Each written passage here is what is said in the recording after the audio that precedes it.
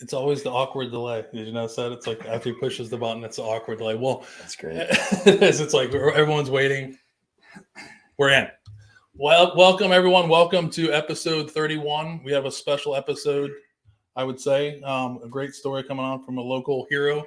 No, you guys don't like that word yet. I haven't used that, but if you've seen some of the stuff I've been posting the past couple of days, probably the most decorated veteran we've had yet. So first West Pointer. Sorry about that. We're going to give you a hard time about that later on, but that's fine. Not everybody can go to Norwich. We know that. It's and survive. But I'm joined tonight by Lieutenant Colonel Mike Kelvington, obviously United States Army, as we posted here. So welcome, Mike. Thanks for coming in. Oh, thanks, Jay. Yeah. Appreciate you having me. Yeah, thanks for coming in after I stalked you off LinkedIn awesome. And everything. So it's Mike and I it's always exciting because we just met for the first time about an hour ago. So that's always interesting. So welcome. Yeah, thank you. And we'll start off with a quote that I'm sure, this one isn't a quote, but a creed that you have lived by for a large part of your life. So I'll go ahead and read that. For many people know this, but if you don't, it's a great thing to read and understand and kind of put your get you kind of in the mindset of where Mike and other fellow Rangers are from. So acknowledging the fact that a Ranger is a more elite soldier who arrives at the cutting edge of the battle by land, sea, or air, I accept the fact that as a Ranger, my country expects me to move further, faster, and fight harder than any other soldier. Never shall I fail my comrades. I will always keep myself mentally alert, physically strong, and morally straight, and I will shoulder more than my share of the task whatever it may be, 100% and then more. Gallantly will I show the world that I am a specially selected and well-trained soldier. You probably have that memorized, right? You probably could have done it better than me. I should have had you do that one. Yeah. That way better, right? But you did pretty good. Yeah, I mean, I got a little nervous reading that to you. I don't know. It's like a lot of things. I mean, it's the Ranger creed, but I think a lot of it's what I think a lot of soldiers feel themselves. I mean, it's not just absolutely. It is the Ranger creed, but I think it's there's a lot of things that are in there that as a regular Army soldier and Marine and maybe not the Air Force, they kind of feel the same way, but. It's great, but I should have had you do it next time. We'll have you do it at the end after you had a couple pours and see if you can knock it out. See if I can do it like the there's like that one episode in the unit where they all do it at the dining in. Yeah, see if they can do it in under 30 seconds. Well, you said you were a good singer, so you might have to see if you can sing it with a little bit of rhythm or something as we go. Yeah. So it's cool. We'll get into Mike. Well, first of all, we'll get into Mike's career, which is pretty amazing. But first of all, we have another. I didn't think by the first time I hit you up and have you on, I thought I was not going to have a Ohio guy, but surprise, guess what? Mike's from Akron, Ohio. It's like I can't get rid of these Ohio guys on the podcast. But so grew up in Akron. That's right. Yeah, grew up in Akron. My dad's a auto mechanic, third generation auto mechanic, and two brothers. I'm the middle one, so I was the agitator, and. Grew up playing baseball, basketball, football, and knew I always wanted to serve in the military. And one of the things that I talk to people about now, which is kind of funny, I guess, to use a common current phrase, you could view it as a microaggression now. People would always say to me, well, Mike, you're too smart to join the military. You need to go to college. And I didn't really understand it at the time, but that nowadays it's there's a decades old stereotype of the military that talks about the whole go to war, go to jail kind of thing, which I think next year we're celebrating the 50th anniversary of the professionalization of the United States military as an all volunteer force. And a lot of people don't know the IQ of the military is actually higher than the civilian population. And so I got that postcard in the mail when I was a junior. It had the little West Point stuff on it. And that's when the light bulb turned on for me. I could join the military and go to college. And I kind of like doing the whole be a team captain on the high school teams and that kind of stuff. So I could be a soldier. I could go to college. I could be a leader. This sounds pretty good. So at that point, I kind of put all my eggs in one basket and gave it a go. Right. And then, so interesting when you graduated 2001. So in the middle of your senior year, the world changed. Your life probably changed as well. The decision you made kind of got pretty real pretty quick, right? Well, so I graduated in May, started West Point July of 2001. So I was actually in my second week of school as a plebe at West Point when 9/11 happened. So, and we'll probably get to it, but my wife was a West Pointer as well. 9/11 drastically impacted the trajectory of my life, her life, our lives, and many of the listeners, I'm sure, as well as it did with you.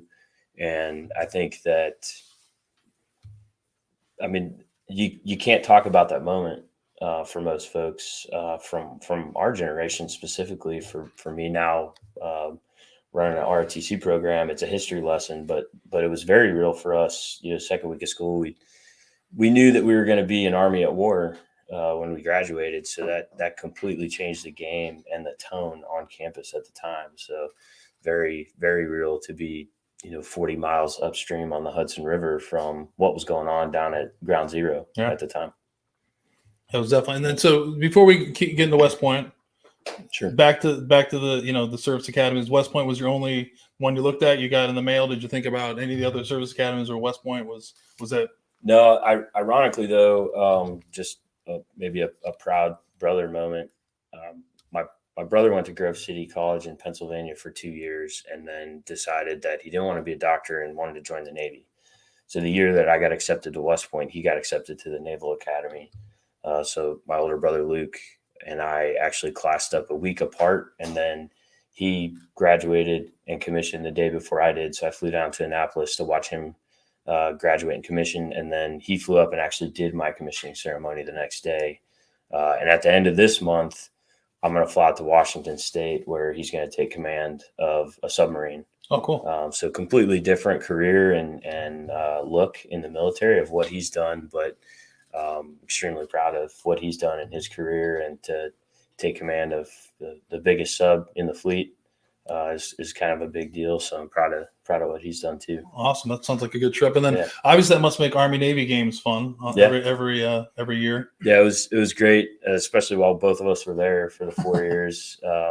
Didn't know when I was a plebe or a freshman that that was going to be the last time for about 14 years before they broke the streak. He had the upper hand on you for like 3 years, right? So it was pretty rough there for a while, but yeah. It's always good. And like we talked earlier, and people listen, I grew up at West Point, so it's always, the Army football has always been a huge part of my life. I worked there, and then it's, your local team. But yeah, Army Navy is huge. And then one of the guys in the audience today, he's a big Army Navy guy. He just went last year. So that's an amazing game. If you haven't seen that, you definitely need to go do that. It's a cool moment. But I mean, I'm glad you finally got the upper hand on him now. Yeah, things are going a lot better recently. So yeah. And you're in Columbus. He's about to get on a sub. And I think you're winning on that one. Yeah, hey, I'm proud of him, but different mission for sure, and completely different careers. As far as what we've done, and really our focus. I think my brother and I are good living proof that the military is capable of walking and chewing gum at the same time between GWAT and strategic competition, as we call it now. But it's a completely different experiences. And I think it's funny, we talk, and I don't think he'd ever want my experiences, and I don't think I'd ever want his, but both of us are very satisfied with the routes that we both chose. So. Yeah. So I don't know if I could handle a sub. I've always that seems a little, no thanks, a little too close. I don't think I'd qualify. I feel like I'd be knocking my head every single hunched over. Yeah, well, you're a little bit taller. Yeah, it would be. It wouldn't be a good fit. So like I said, growing. Anybody else besides your brother, you in the military? Any other family members?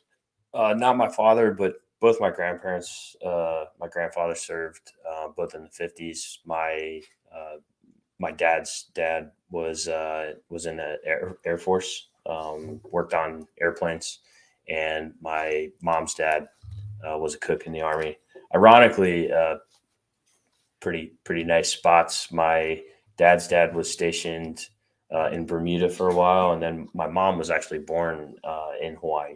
So, oh wow! Some pretty nice spots. And previous to that, Civil War, World War I, World War II, family lineage as far as military history goes, but nothing too recent. So how did your parents take you deciding to go to West Point and deciding to? I think it was hard for my mom at first, especially when both of us decided to do it. My younger brother is, he marches to the beat of his own drum. So, thankfully he pursued his own dream and career, which is singing and music. And so he's out teaching music in California. But for my brother and I think once they got over the initial shock of it, I'd also say they probably weren't too surprised, just based on what I used to say that I wanted to do and kind of what I ended up doing. But the shock quickly turned into acceptance and support. So I don't think I've ever gotten anything but that from my parents since I've been in. Yeah, I think the moms. It's a general. I always ask that question because it's a general consensus that the moms usually are the ones that freak out the most. We've had some guests that the dads didn't really like it as well. I'm on that thing now though. I listen to a lot of podcasts as well too. I've said it before. I don't know. I'd be pretty upset if my kids joined right now. That's just my feelings. I'd support it, but I wouldn't be very happy. I guess after all the things that the past 20 years that you've seen happen, and then obviously the epidemic with veteran suicide and things like that. Sure. It's kind of an interesting. So I think I'm on that other part now where I'd be the dad who wouldn't be too happy about it, but be supportive of it. So yeah, I think my biggest stance is I don't want to influence my kids' decision either way. I want them to make the decision for themselves, and whatever they decide, I want to support them, but I don't ever want them to feel like military service has to be something that they do. If they want to do it, I'll support them, but if they don't want to, I'm okay with that too. A lot of people in the military, when you look at it, it's kind of a family business. Yeah. In definitely. Some aspects. And I think, from my childhood, the significant thing about my father that I specifically remember, and I even talked to him about this recently, was coming home, dinner time, working hard as an auto mechanic, third generation, was coming home with the grease in the cracks of his fingers. And routinely, I remember him showing us his hands and would look at us and say, "You can do better than this." I don't know how much better being in the infantry is than as far as getting your hands. As far as getting your hands dirty, but of course, my brother beat me to being the first one in our family to graduate from college. But you got you by 1 day. It's not much. By 1 day, yeah. He was on the 6-year plan too. So so technically, I'd say you won that. It's all right. Yeah. But no, it's just all three of us have had the opportunity to go on to college and do our thing, and they've been incredibly supportive of that. Excellent. So as a first West Pointer, there's not many people that know this. So the process of getting to West Point, we'll talk more about it. Mike's actually the professor of military science at The Ohio State University. The Army Department said that for you guys, The Ohio State, it's Ohio State, but The Ohio State. So different commissioning source. So West Point's a little bit different. I mean, a lot of people don't know. It's kind of a big deal to go to the service academies, and whether it's West Point, Annapolis, Air Force Academy, it's a different process. So talk through the people that don't know what that is, what you have to do to, you don't just get an application in the mail. Sure. and you just fill it out and they do that. There's some other things that have to happen. So yeah, there's similar to applying to college, grades, standardized test scores matter. There's a physical fitness test you have to take. There's some medical qualification hoops you have to jump through. But the biggest one is there's a congressional nomination that you have to go through. So there's a nomination process where you'll go through your local Congress or senator from your state to receive a nomination to be able to attend West Point. So usually a series of interviews that you have to go through in addition to just doing all the other paperwork. So it does take some work, but anybody that's listening that's of age to apply, I'd highly encourage them to do it. I think overall, like some other things that you kind of already alluded to, there has been a dip in a little bit of propensity to serve recently. I know the Army, not just the Army, most of the military did not meet their mission as far as getting people to enlist.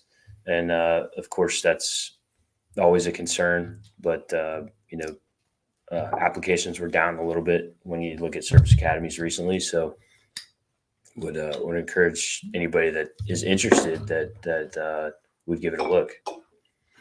And it's definitely like he said, and like we said before, the process isn't, it's not like if you just apply, you get in. It is a pretty, I don't say this much about West Pointers because they already have big heads and egos, but it is pretty hard to, I'm joking. It's a joke but it is a difficult process to get in. And, I was a regular Army guy out of ROTC. Mm-hmm. So, to be honest with you, when we start, there's a time in my life when I was first getting commissioned that, West Pointers, we definitely held you guys to even a higher standard than we did because of, Sure. The opportunities you guys were given. You were getting some of the best leadership, some of the best training, and, some of the best, but it kind of evens out when you get into I feel like it evens out when you get into the two units and do that. That doesn't mean they're better than you. It's a different, different way of achieving the same goal. Really, that's what I tell really anybody I talk to now, including my own cadets, is it's not better or worse. It's different, and I think there's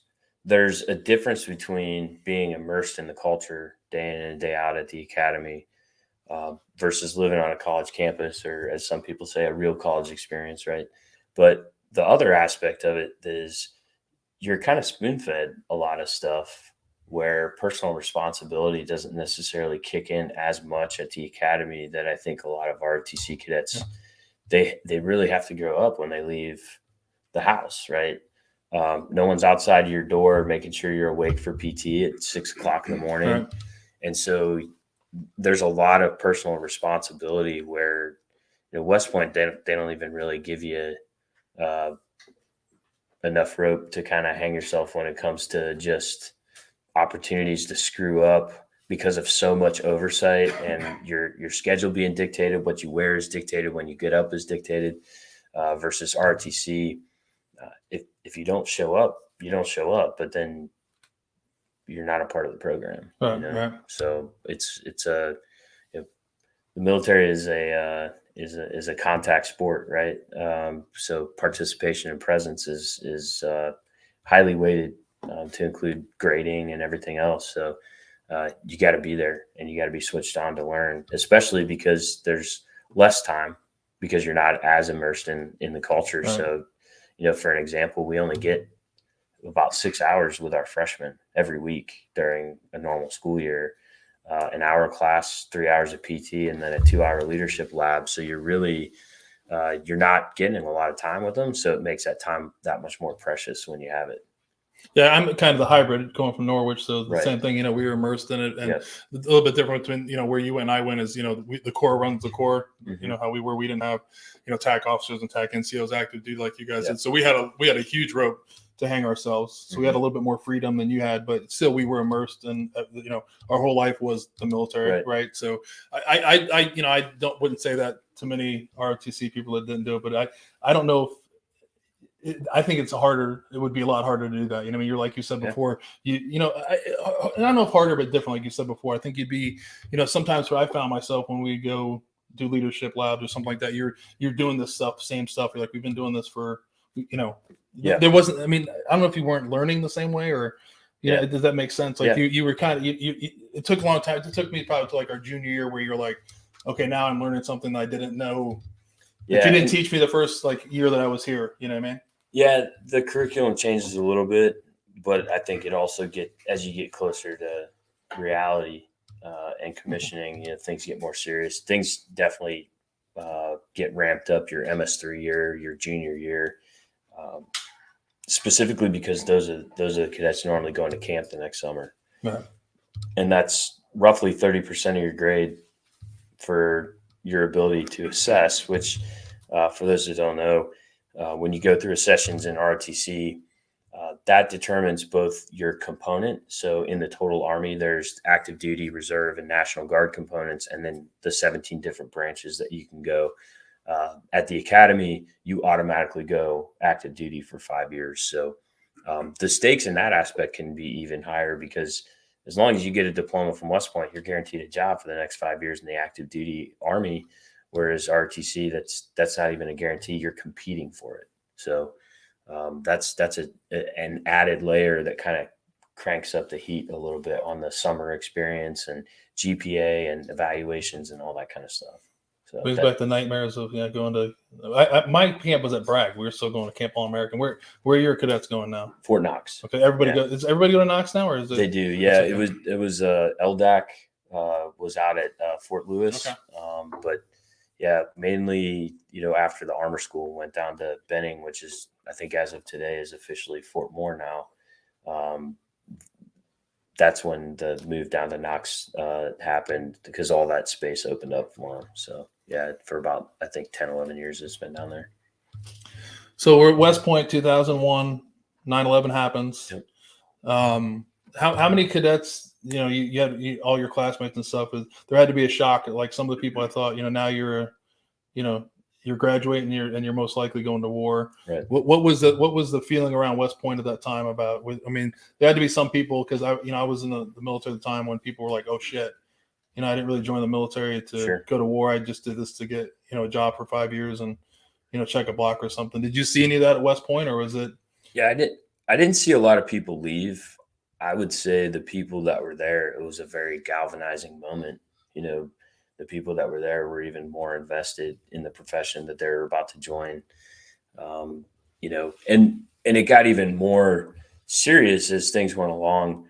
A lot of folks are, however you want to paint it.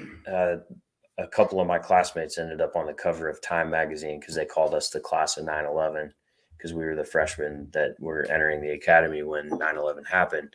Of course, others would argue it was the class that graduated the same year that went off to war.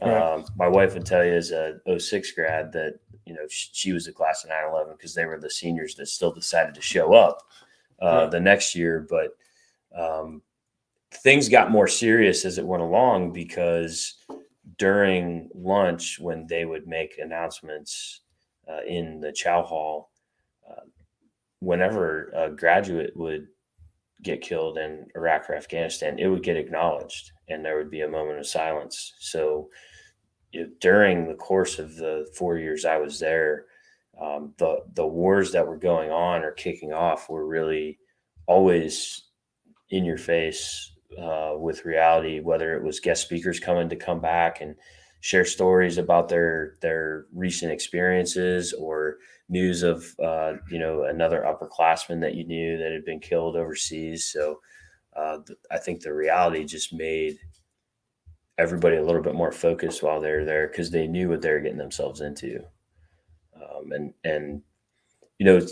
Similar to some ROTC scholarship isms, you can walk away from West Point after your second year with basically zero ramifications or any bill. It's affirmation day is your first day as a junior where you take the oath similar to contracting in ROTC. And that's really the moment that at that point you've reached the point of no return. You got 2 more years at the academy and at least 5 active after that. So you raise your right hand and that's a 7-year commitment at that point to finish out your time and then graduate and then go serve. So I didn't see very many people. We graduated with 911 people in our class. So it was a strong class. It was a great class. And, after that, of course, we lost some classmates too. But I think it just, we went from sometimes wearing cadet uniforms to wearing BDUs at the time. Just little kind of culture shifts like that sort of really made it sink in.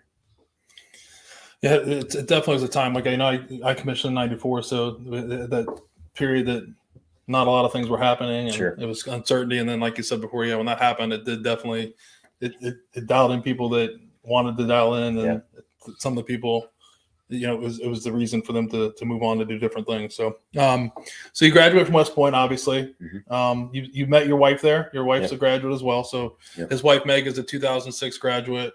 served in the Army for 8 years. We're trying to get her on if she listens later on. Mike already signed you up for later on in the year. So, but she's a former Black Hawk pilot and what is it? The RC-12, 12, which is they're like the radio. ISR, Okay. intelligence, surveillance, Yeah. reconnaissance. Bunch of antennas on the Yep. planes. Yeah. So, Yep. but yeah, we'll have to have her on. But so you knew her at West Point then? I did. Yeah, I met her. Would have been, they do what's called scrambling. So during about halfway through, usually after your freshman year, they'll move you to a new company. So she came to my company when she would have been a sophomore and I was a junior, and then we kind of got to know each other and then started dating. And after she graduated, we got engaged, and then just like the safety brief says, don't get married right before deployment. So we got married right before deployment. We were going to do the long engagement thing, and my first deployment was coming up, and unfortunately, we had also heard some stories about things happening to folks, and my wife also, heading down to Fort Rucker to start flight school. We just made the decision that we thought it'd be best to get married, which my mom and her dad are like the planners of the family, so they were extremely excited when we got engaged in June, and then told them in July that we wanted to get married in September before I deployed in October. So, and I kind of had a stipulation because it's funny now looking back on it, because you don't know what you don't know at the time. But one of the things that I said was, hey, I want to go visit my family, and I obviously want to spend time with you, but I don't want to spend half of my time on my pre-deployment leave just running around the country trying to see people. So I'd like to just get married in my hometown in Akron, so that we could, spend more time together, optimize the time, which we ended up doing a small wedding, just to kind of keep things fair, so that we weren't bringing a bunch, my whole Akron crew out to that. And then we later on kind of threw like a big sort of party wedding when we were stationed down in Savannah. But yeah, we pulled the trigger and got married. That was September of 2006. So been married 16 and a half years now, almost 17. Nice. And then we're hoping to get her on. We'll talk more later on about the girls and son as we move on. So graduated from West Point, commissioned as a infantry officer. Yep. Head down to Fort Benning. What are we calling it? Fort Benning? Are we calling it the new name? I think it's always going to be Benning to me. It's I think today was the day. Actually. Yeah, it's an inside joke. It's not an inside joke. It's just kind of one of the, we say not to get political. We don't get political over, but if you don't know, there's a lot of military bases that have been renamed because the previous names were former Confederate generals, and so these names have been changed. So Fort Benning is, what is it now? Fort Moore after Hal Moore. So for anybody, that's a decent name though. That's a decent name. Mike's opinion, I think Hood should have been named Moore, because that's where First Cav is, which is where that would make too much sense. When we were soldiers, for those that know the Mel Gibson movie, we were soldiers. Mel Gibson plays Hal Moore in the movie. So, Gary Owen, the unit that he was in at the time is now at Hood, actually I believe it's Cavazos now. They also changed that name recently. So. And if you've read Cavazos' story, it's a righteous name as well. But I personally, as a Ranger, admiring Colonel Ralph Puckett for most of my career, I think Fort Benning should have been Fort Puckett. But Hal Moore is an incredibly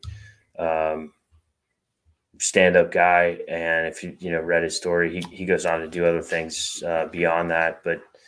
Retired as a 3-star general. And actually, when I was a cadet at West Point, as a grad, he came back and I had the opportunity to meet him. And so on my bookshelf at home, I actually have a We Were Soldiers Once and Young book signed by General Moore. So you're probably there with my dad. He's got a picture of him too. He was there at the same time. I got a photo. It's my dad, one of my dad's prized possessions. That's awesome. Yeah.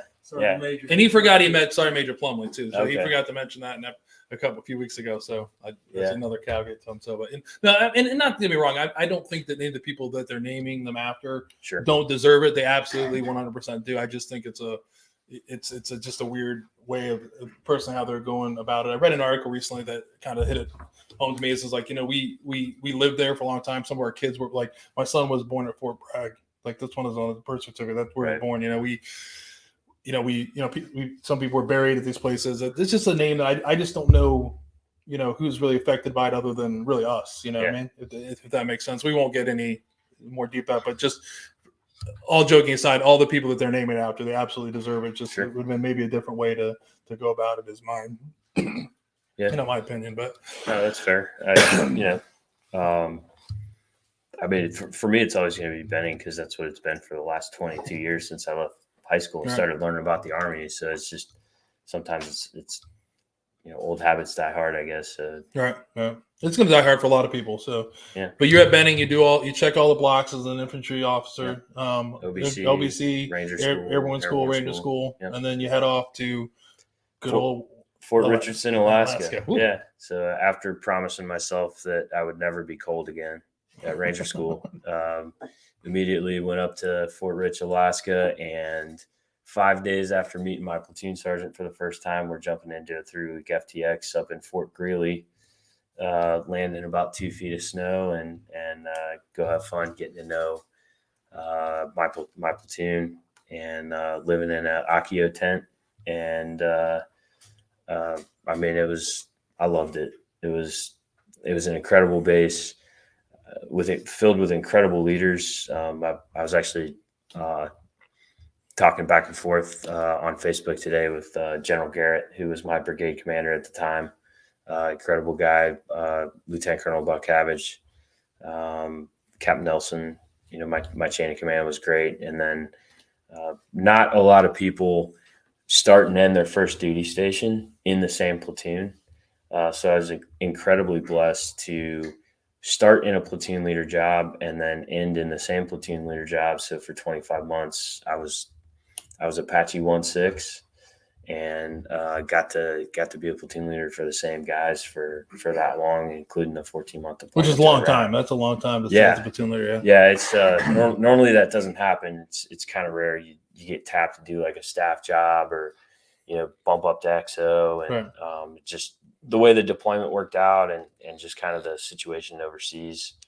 I just loved it because, I mean, after 25 months, you just know your guys so well. It was just a great experience for me.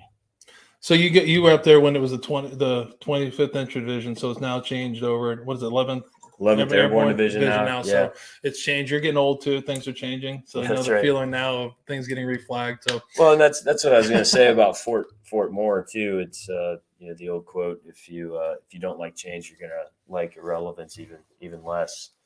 But yeah, I think it's great. I was a history major at West Point, American history. So I wrote my thesis paper was on the American Airborne in World War II. So them bringing back the Angel Division, 11th Airborne. So when I was up there, the 172nd was still a Stryker brigade. Yep. Then they reflagged 1st Brigade. We were 4th Brigade, which was an airborne brigade. And then now it's 1st Brigade is up at Wainwright. They're recently turned in their Strykers and are transitioning to another airborne brigade up there. And the 4th Brigade of the 25th Infantry Division is now the 2nd Brigade of the 11th Airborne Division. And then 1st of the 501st, the Geronimo Battalion, where I started as a platoon leader, is actually currently being commanded by a Ranger buddy of mine, John Peterson, who later on, my last job before I came here to Ohio State was as the Deputy Operations Officer in the Ranger Regiment. So he was the ops and I was the deputy. So we worked together hand in hand for 2 years, and now he's up there commanding the same battalion that I started in. So it's just like the typical Army stuff, man, a circle of life. It's just great to see him up there and doing great stuff, and was there when they reflagged and everything. So it was really cool. I see. So if you're not versed in the military at all, there's a lot of pictures I posted of Mike, and his first duty assignment begins his first deployment. I think he has 4.5 years about Yep. in combat. So if you look at one of his pictures, you'll see some stripes up and down up his right arm that those signify 6 months in a combat zone. So if you look at that, it's almost all the way up to his elbow. Really, it says a lot about, if you talk about your assignments, it's understandable, but it says a lot about the past 20 years, what a lot of veterans have been doing. Yeah. It's been a very long war, and it's been very long for a lot of people like yourself. So I think you spent majority of your time is Afghanistan, like 3.5 years, and probably in Afghanistan, and then that's about right. And then about 14 months in Iraq. Yep. You can tell I've been stalking you a little bit more. Yeah, no, listen to some of your videos, but interesting. Accurate. Yeah, interesting because I went to Afghanistan, so some of the things I've heard you talk about is interesting. So the first deployment was to Iraq. Okay. Yep. The 14-monther was to Iraq. I was our FOB was Iskandariyah, so about southwest of Baghdad, between Baghdad and Karbala. And interesting dynamic there. We were at the bottom of what a lot of people called the Sunni triangle of death at the time. The other companies in our battalion were in Shia territory. We were in a Sunni town.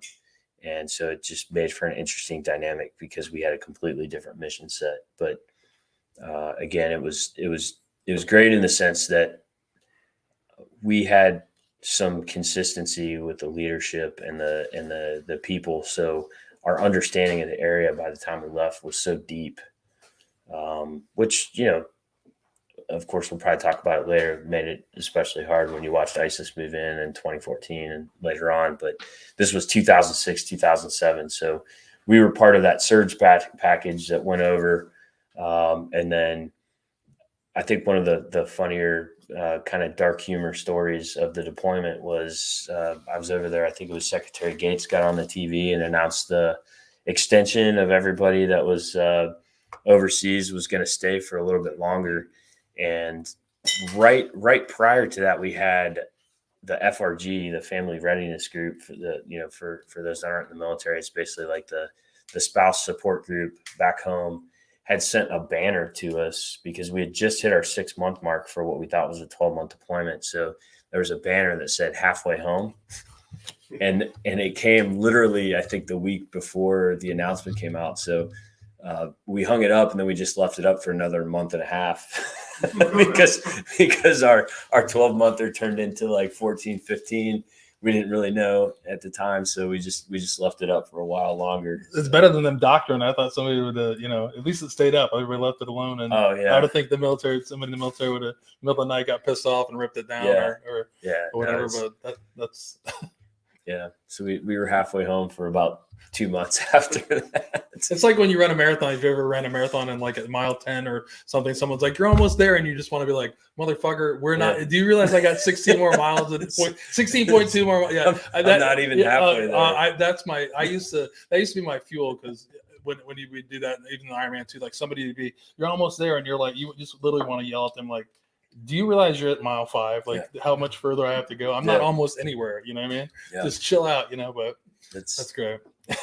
Sometimes I guess false motivation isn't better than no motivation, but that's so 2006. That's the first. So that's where you received your first or awarded your first Purple Heart was in Iraq. Yeah. I mean, it was retroactive filed later on for traumatic brain injury from an ID blast that I was too close to. But I think that you talked about the article that we discussed previously. I think that deployment was an interesting one.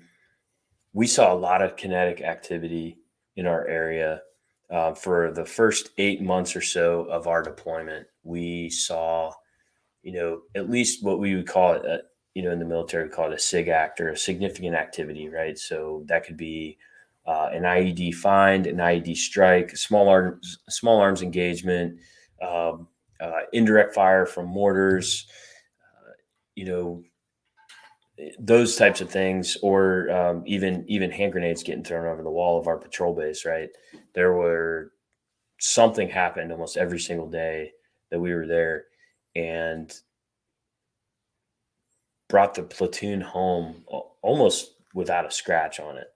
Our company, we did lose 3 guys. Most notably Sergeant First Class Chris Brevard, who was a squad leader in another platoon that was just a great NCO that everybody loved. But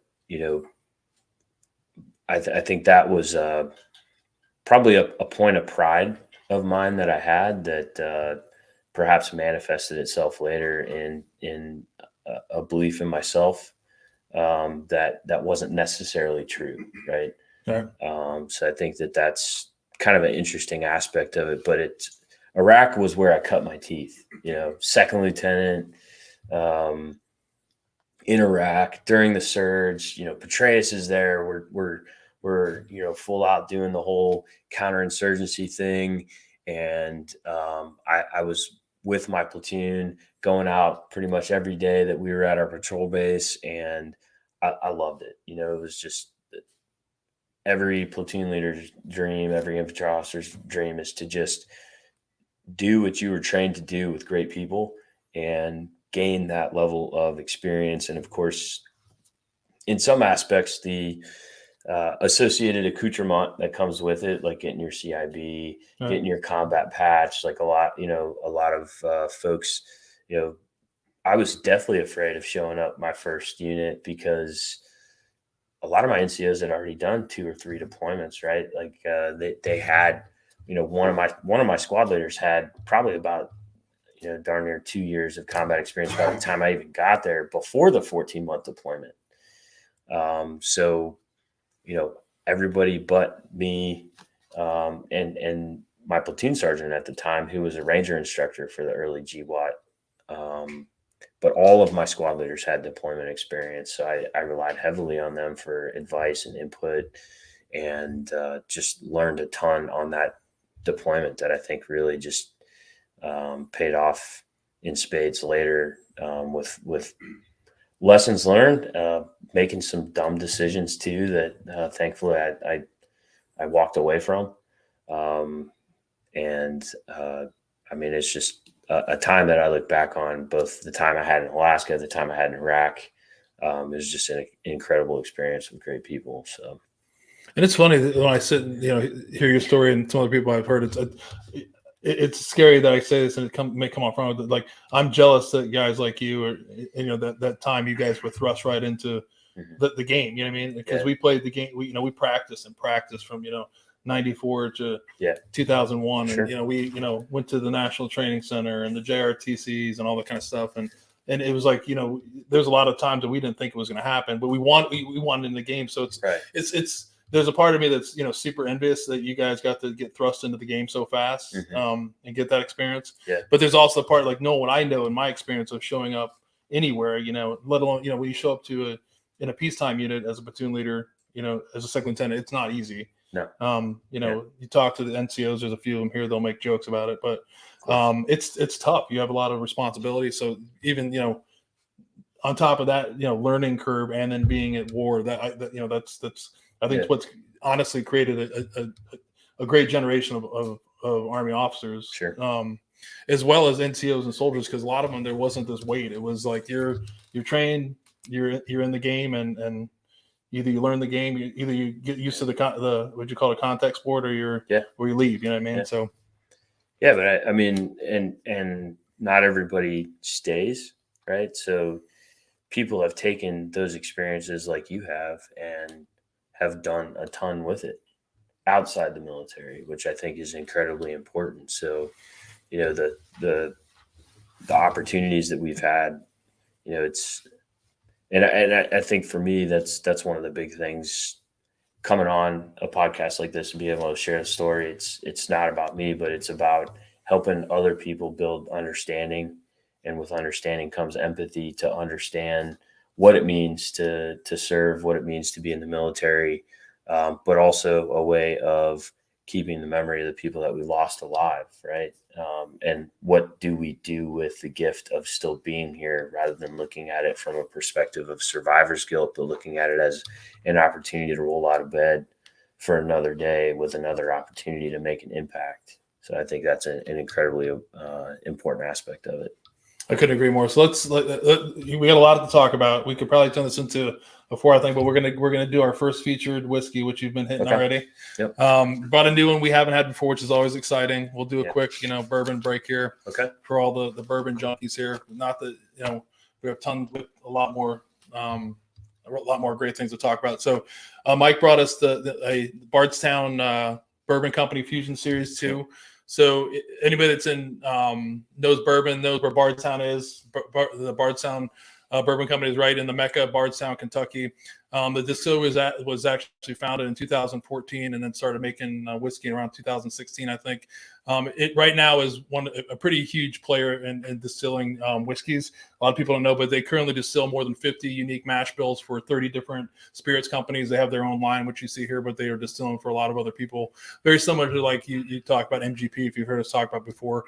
Right now, I'm going to read this because I didn't know this until I looked this up the other day. The distillery produces more than 7 million gallons annually, placing among the top 10 U.S.-based whiskey distillers by volume, and actually making it the largest custom distiller in America. I didn't know that. Yeah. Pretty cool. And actually, just recently, last year, it was actually the distillery was acquired by a Chicago private capital company, Pritzker, PPC, they call it. Pritzker Private Capital. But in 2019, Bardstown Bourbon Company started releasing their own products. This is one of them, branded with their Kentucky straight bourbons and some blended whiskeys. This is a blended whiskey. One of the other ones, this is the Fusion series. There's the Collaborative series, the Discovery series, some other different things that are out there. And what's interesting about that, before we talk about the final like mash bill and everything about this, but this is pretty cool. But if you've never been there, this is like they call it the Napa Valley of bourbon. The place is beautiful. It's like it's the most beautiful place you're going to go. Honestly, like they have food, a bar that's off the hook. The distillery is great. So that's the thing they're going with is the Napa Valley of Bardstown. So the one you bought, Fusion Series 2, is 99 proof. And what's interesting, this is a blend, and it's kind of interesting. It's a 60% blend of Bardstown Bourbon Company's 3-year bourbon. And that mash bill is their own is MGP. No, I'm sorry, there's their own mash bill. I'm sorry, 68% corn, 20% wheat, and 12% malted barley. And then the 40% remaining is a 12-year-old Kentucky whiskey. They won't say where that's from, but that's a high rye bourbon. It's 74% corn, 18% rye, and 8% malted barley. So first time we've had that on there. Great product. Yeah, and I've always. I think they're doing a great job with the blending stuff. I'm not a huge fan of the blending stuff, but I think the stuff that they're blending, it's really appealing. So their Origin series is out now, which is their 6-year, and that came out recently. But for me personally, the Bardstown, I brought this one because there's actually the president out there is a SOF operator and commander, and I had the opportunity to get a private tour when we were there, TDY, one time for some training stuff, and had the opportunity to visit, look around. But I think one of the interesting things, having been to the Jim Beam Distillery and a couple other places where it's kind of like a barbecue, it's art not science.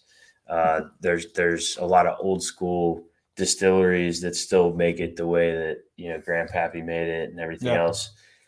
Bardstown is it's like the Jurassic Park of making bourbon. It is spared no expense. Yeah, everything is scientific. Everything, like literally years ago when I visited, they were already implementing AI into some of their systems to autocorrect, to ensure that the product was always precise.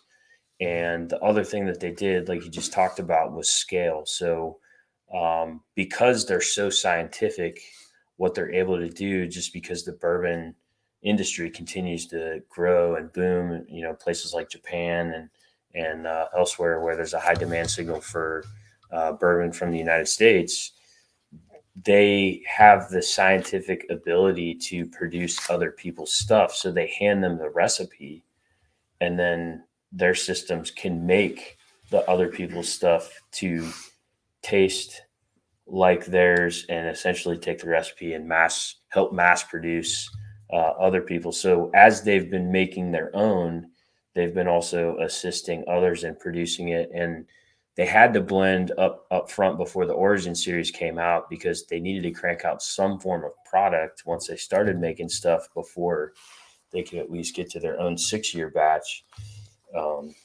So I'll leave the secret with them on who originally provided the 12-year stuff for them to do the blend. Yeah. There's always that's great. Like we'll leave the mystery out there. The conspiracy right? theory, you go there. There's probably something on Reddit. They'll talk about it. Yeah, I leave those conspiracy theories alone. There's tons of different ones to do, but it is great. Like you haven't been there. I've been there numerous times. I was just down there. I think probably a couple months ago to do a barrel pick for a different company. I picked this up last summer when we were on my way back from doing the training with the cadets. So that's one good benefit of going down to Knox every summer is you get to drive through bourbon country. So yeah, we'll have to invite you when you don't have the cadets. We're down there a lot. So, but what's cool is I think in the past couple of years, if you go to their gift shop, you'll see a lot of the products they're actually selling in the gift shop. Some of the other distillates that they're making for other companies, which is really cool. I like that they're out and upfront about it. There's a lot of people that are sourcing whiskey that kind of stay in the shadows a little too much, in my opinion, but they're definitely out there and telling you.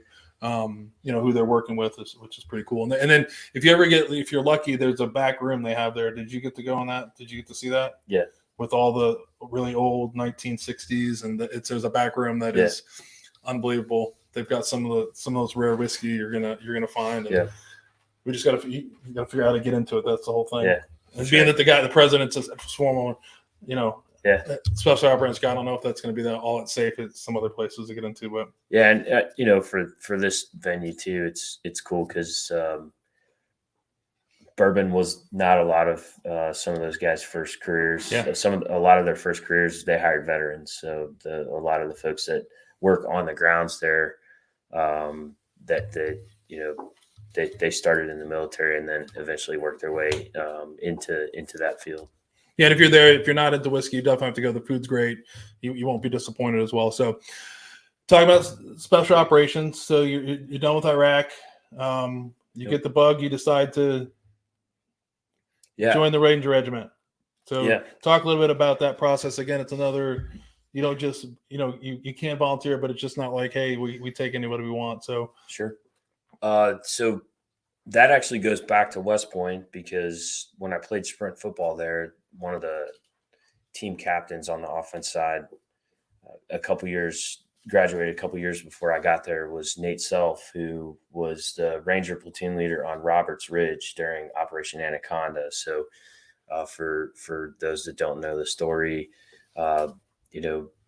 even John Chapman's story and a lot of other folks with what happened and what was going on at the time. But the special operations community was kind of dropped in some certain key places to provide overwatch as the 101st and 10th Mountain was moving in to do the clearance operation for Operation Anaconda. And Neil Roberts fell out the back of Chinook. And when they went back in to try to get him, things went south. Ranger QRF was activated to go help out the SEALs. Nate Self was the platoon leader on that mission, received a Silver Star for his actions that day. But he came back and talked in 2003 when I was a cadet. And it was actually after he had gotten home from also being a company commander in the 101st for the invasion of Iraq.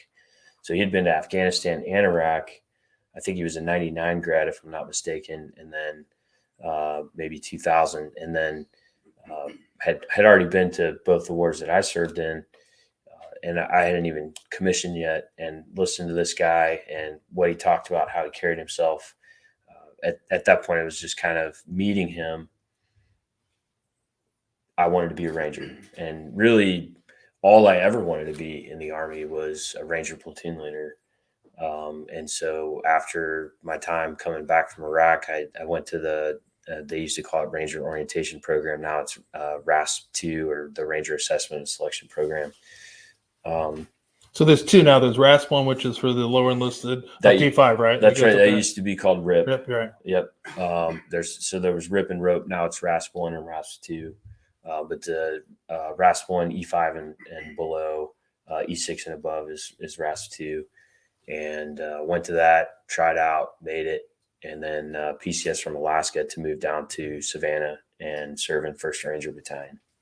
I always laugh about RIP because if you went to airborne school, if anyone's went there, how they stack it is like it seems like 50% of all the privates were all we're going to the Ranger, trying to go to the Ranger Regiment. So they're always like, that's all they're talking about, like RIP, we're going to RIP. And it's funny, you start seeing as airborne schools, winding down the 3rd week, they're like, everyone's excited about graduating. You're like, dude, you're about to go through hell. They're like, and I remember one of the guys that was in, I can't remember his name, but that's all he talked about was RIP, y'all. If you don't go to the Ranger Regiment, blah, blah, blah, blah.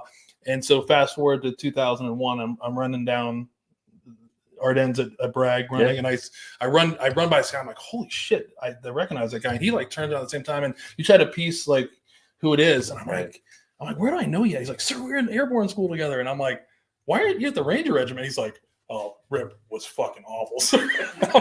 I'm like, where you didn't make the. He's like, no. He's like, I've been to the 82nd. This was like, so you're talking, I can't remember years, but he's like, yeah, I've been here now for 7 years. I was like, oh, remember you? He goes, I know. Like, he's like, but it was just so funny to see that difference. But it seemed like all those guys they had the Ranger, what they call it, the list of guys had the Ranger contract. They graduate from, their infantry schools, airborne school, and then the option 40. Move, Which is interesting that, based on some changes that the regiment made when I was there. I guess it would have been probably about 5, 6 years ago. You go to RASP 1 now first, and then you go to airborne school. And it kind of eliminates the folks that decide to get their wings and then move on. So we saw a pretty steep drop off of people that would graduate airborne school and then just immediately quit. So we did a flip flop to where if you want to go to airborne school as a part of the option 40, you went to RASP 1 first, graduated that, and then went on and got your wings before you reported to your Ranger Battalion. So, and it worked out really well. So I didn't think of it that way, that guys were using it to get, airborne wings, but it was definitely, it was definitely an interesting crowd. If you've ever seen it, it's hard to explain just how, but it's great to see because it's different for officers too. Like, so what we haven't talked about is it is a selection process. I think you'll get into it. You can't just get commissioned. You have to serve in another duty assignment first.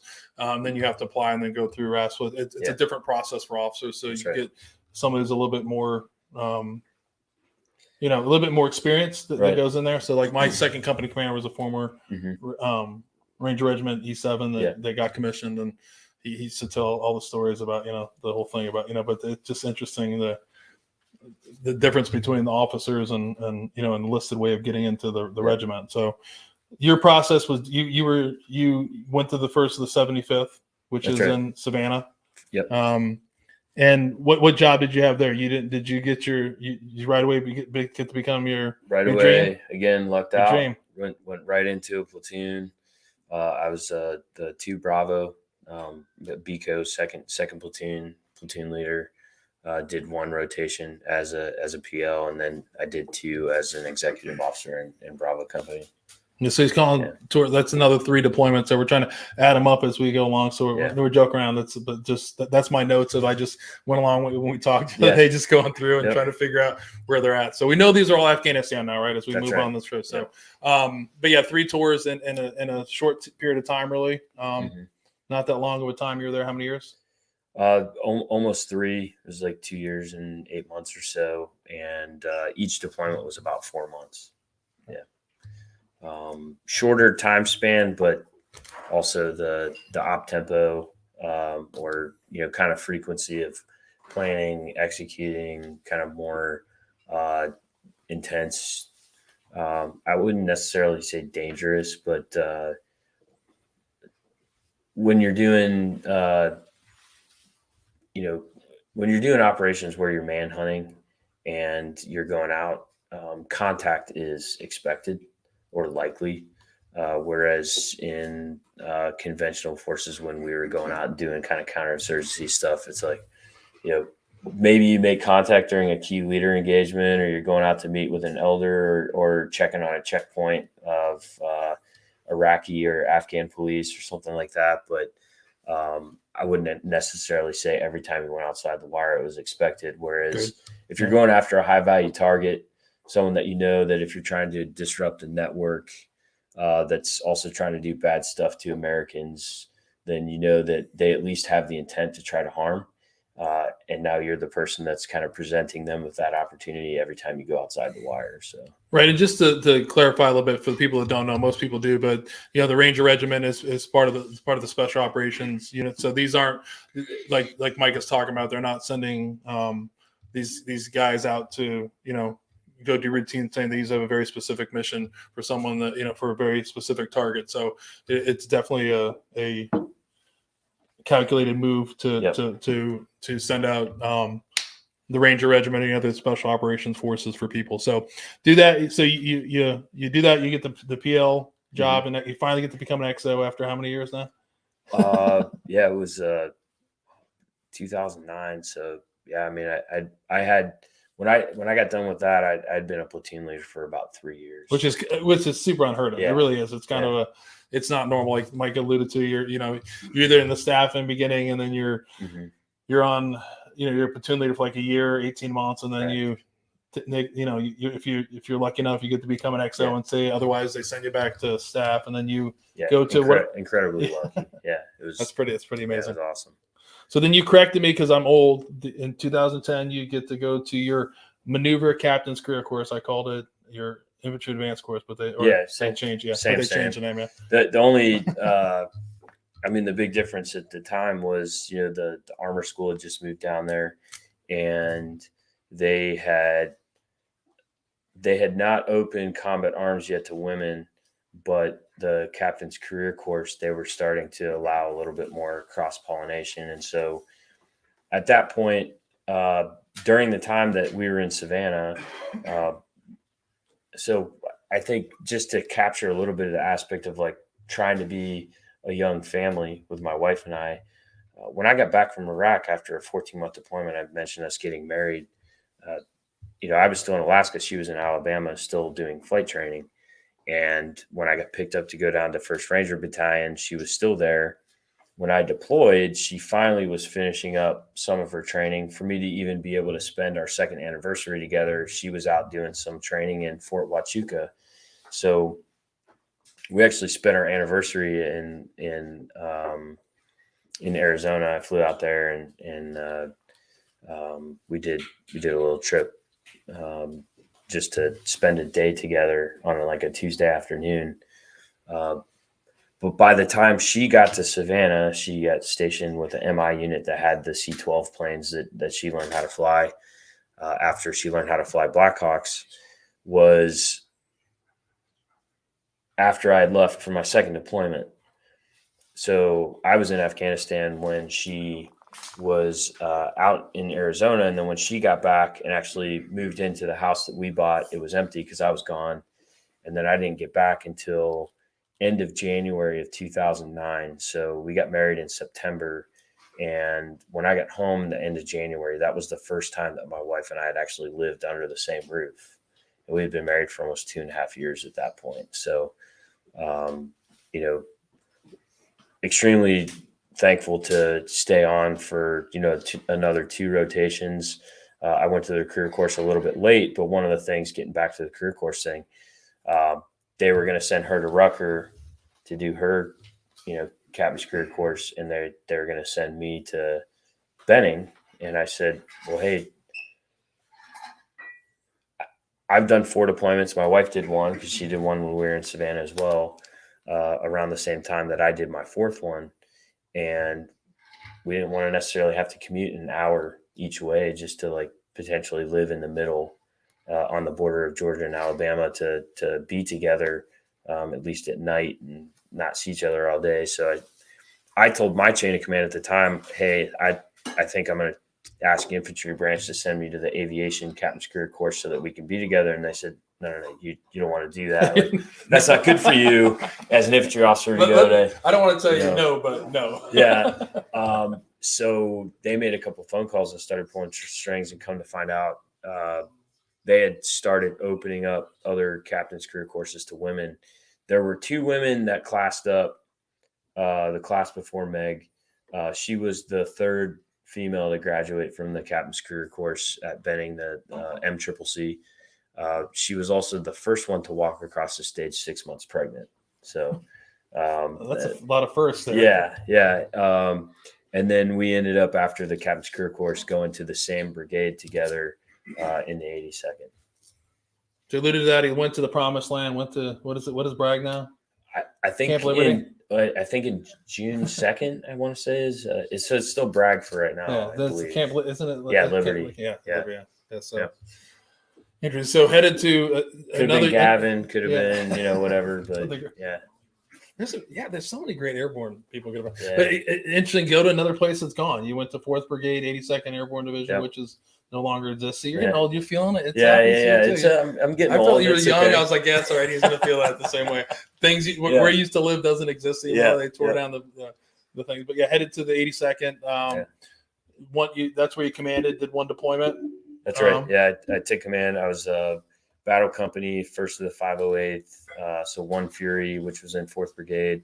1 Fury is in 3rd Brigade now. So the brigade's gone, but the battalion is still around, which is great because the lineage and heraldry is still alive. But did a 7-month deployment to Afghanistan. And that was in that kind of like weird, awkward time period where we had the Obama administration. We had the surge announcement at the same time we were announcing the withdrawal. So we got sent over during that time frame to kind of do the whole 2012. So it was February to September. I was over there in Kandahar, which I know you're familiar with. Been there, yeah. Done that. Yeah. Got that T-shirt. So I'm going to read. So you talked about some things. I think I'm going to read this part. You wrote this. Afghanistan knocked me down. Faith picked me up. This was just last month. You wrote this. It said April 2nd on there. I feel it. So I think did you pull that from Epic Times? I might have. I can't remember what it was. But So it's I originally wrote it for a pastor in my old church, Jeff Struker, who is down. He was my brigade chaplain. So it's incredible. An interesting story. Yeah. What a legend. Yeah. Jeff's a great man. And if you don't know who he is, just watch Black Hawk Down. We can talk about that, but let me read this first. I think this will. There's a lot of stuff you've accomplished, but I think when I read this, it kind of tied some together, and I think we'll talk about, hopefully in the last hour or so, where we can go talk about you. But it said, like I said, the title was Afghanistan Knocked Me Down, Faith Picked Me Up, and there was some different points. It's a pretty long article. I'll post it in the page later on, but the one part was it was called One Tough Fight, and it says. On the morning of April 25th, we infiltrated by helicopter at 3 a.m. I was with 1st Platoon, the assault element, and at the time, you were company commander again. Mm-hmm. While 3rd Platoon moved into the overwatch position for the clearance of the first village cluster of compounds. Prior to their establishment, an Afghan soldier stepped on a pressure plate IED or roadside bomb. The blast instantly killed one of my team leaders, Corporal Ben Neal, and 2 Afghan soldiers. Additionally, Specialist Sam Watts received a fatal brain injury and would succumb to his wounds about a month later at Walter Reed. Other Americans and ANA lay injured. After conducting multiple medevac missions, including some with Afghans quitting the mission and hopping on helicopters meant for our wounded, we continued on our clearance operation. Once our assault element reached its initial objective, the ANA soldiers got scared and refused to clear the compound. 1st Platoon assumed responsibility for the clearance to establish a foothold. Within the first few compounds, we found a house-borne IED rigged to explode and IED-making materials in the alleyway. After walking the pathway with my platoon leader numerous times, I went back to the first compound to conduct a radio call and heard an explosion. First Lieutenant Albano stepped on a pressure plate, amputating his right leg. Other paratroopers were severely wounded from debris, abrasions, vision, and concussion, and we conducted additional medical evacuations due to the second mass casualty event. That evening, after we finished clearing our initial objectives and establishing our patrol base, I made a staggering radio update to my battalion commander.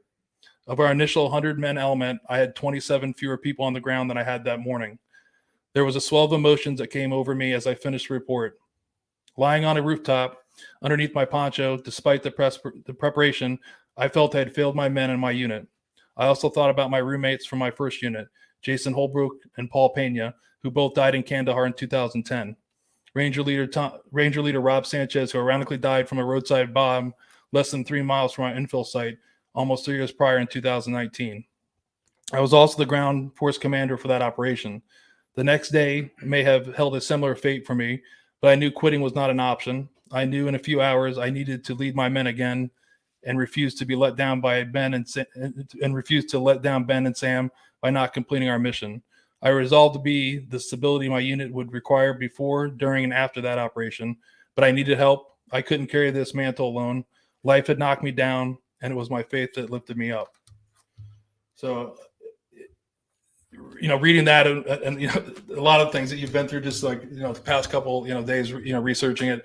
Yeah. And the timeline of, like, for somebody that's been there to understand how all those things that have happened in a short time period, this is, hours of your life that went horribly wrong. You know what I mean? And like you said earlier, initially your first deployment, you were able to bring everybody back home after 14 months, and then within a couple hours, or let's just say 3 hours, that changed pretty drastically. Yeah. And Rob Sanchez was a Ranger team leader, and I was the ground force commander for that operation. That was October 1st, 2009.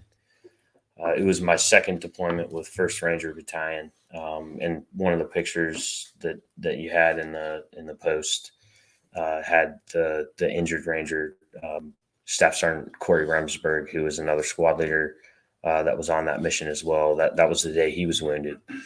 A lot of people in the military really love the poem Invictus. And in the Invictus poem, it talks about being, I am the master of my fate and I'm the captain of my soul. Right. And I think that it's great until it doesn't work. So a little bit of hubris, I think, coming out of my first deployment about my abilities to bring everybody home. Right. But then when you talk about what truly was and wasn't within my locus of control, versus understanding higher purpose, higher being, a lot of other things at play. Rob being killed really, really crushed me because it was the first time that I didn't bring everybody back. And Corey had a traumatic brain injury. Tori Honda, a gun team leader, lost a leg in that blast as well. We had 8 people wounded on that specific mission.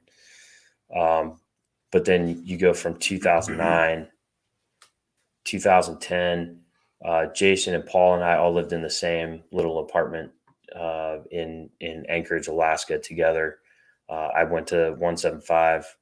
Paul went to the 82nd after the career course, and Jason went to the Q course and became a team leader in 3rd group. 2010, Paul was killed in Arghandab in Kandahar, January 19th. And then July 27th of that same year, after Jason and I were at Paul's funeral down in Texas, during my 4th deployment, Jason was also killed by an IED. And it was very early on in his deployment with his team after he had gone through the Q course, got his Green Beret. My wife was deployed at the time. Jason was in Kandahar. I was stationed at Helmand at the time. And so incredibly painful in the sense that I never got to render proper honors to Jason like I did Paul.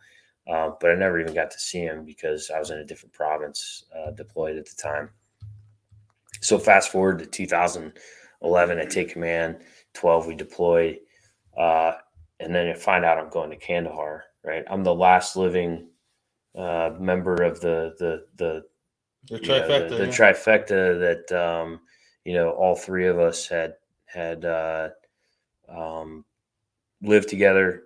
Jason and Paul's not there. They both got killed in Kandahar, and then I get orders to go to Kandahar. So there was a lot of emotion wrapped up in that. A lot of it I didn't really discuss out in the open. It was just kind of swirling in my head because the last thing I needed to do was freak out my pregnant wife who was going to the same brigade as me. But 2012 is a time where, you bring Meg on to a podcast like this. Neither of us can talk about our lives or our careers without that specific deployment. It was incredibly hard. Megan just had her first daughter. When she deployed, she was 4.5 months old. When I got home, she was about a year old almost and was walking, so I went from leaving during tummy time to, having a daughter that was walking. Meanwhile, she's not just the assistant air officer for our brigade. She's my SFRG Soldier Family Readiness Group leader. She is the rear detachment HHC commander for the brigade. She is the rear detachment executive officer for the brigade. And so she's essentially doing 4 jobs and being a single mom. And one of her jobs as the brigade XO was tracking all of the casualties coming back from our deployment, which, at the time was very kinetic, especially when it came to casualties from improvised explosive devices. We ended up losing 24 people on our deployment, to include the wounded. We had 71 amputees. And for those that know folks like Travis Mills that you see on Fox News, quadruple amputee, a decent amount of the folks coming home from our brigade that had amputated limbs, it wasn't just one, it was multiple. It was double, triple, even quadruple. So she had an incredibly stressful job back home, running memorials to take care of Gold Star families. So April 25th, 2012 is a day that, she remembers getting the red stripe message. Obviously I was there on the ground, but Ben died instantly with the 2 Afghans. Sam lived for 3 weeks. They were able to stabilize him enough to get him from Afghanistan back to Germany, Germany back to Walter Reed. My wife was at Walter Reed when the doctors determined he had suffered enough brain damage that he was brain dead. And ultimately they made a decision with the family to pull the plug, and she was there the day that they did. So incredibly emotional time. But on that roof that day, I was pretty convinced that the next day was like my number was up. But I mean, what options do you have, right? Like, I didn't ask you to read the creed at the beginning of this, but God puts you in the right place at the right time. And I also think that as much as we try to convince ourselves otherwise, he also arms us with the right tools to be successful in the moment, and never gives us anything more than what we can handle. And so that's kind of the way I said about my day the next day. It was, I said a prayer on the roof by myself before I climbed down the ladder, laid down for a couple hours, tried to get some sleep, and got up the next morning, and we started doing some clearing operations again. But in an incredibly challenging time, and as your nonprofit here talks about, with taking care of those that are suffering with post-traumatic stress and those that are dealing with the experiences that they had during their time in service, that mission of trying to care for people in my unit hasn't necessarily stopped. Right. There's been incidences. We've lost one soldier in my company, unfortunately, to suicide since we got back from that deployment. I know there's other folks that have had some mental health issues since we've gotten back from that in the last 10, 11 years. Just hit the 11-year anniversary of April 25th.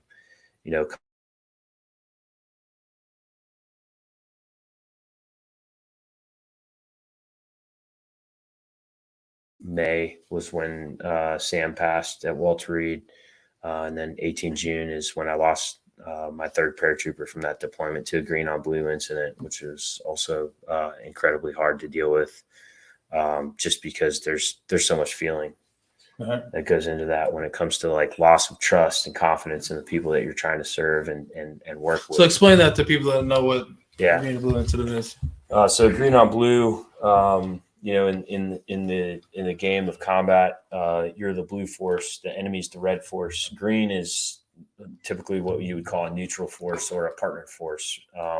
So green on blue is when someone from the neutral or partnered force basically shoots and either kills or wounds someone from the Blue Force. We had established a series of checkpoints with local and Afghan national police to really kind of establish a perimeter around the populace that we were trying to protect during that deployment. And so one of the things that we were doing to instill trust and confidence in them and really combat some things that had been going on, drug use was a big issue during the time, was we would spend the night at their checkpoints and use our tools like night vision and our infrared and thermals and that kind of stuff.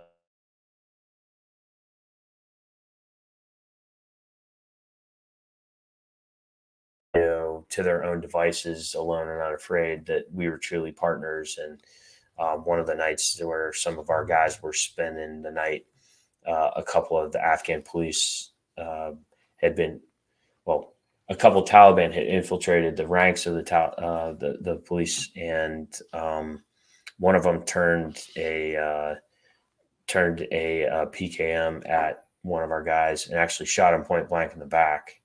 Actually hit his back plate, knocked him off the roof of the place where they were pulling security together. Didn't kill him, but those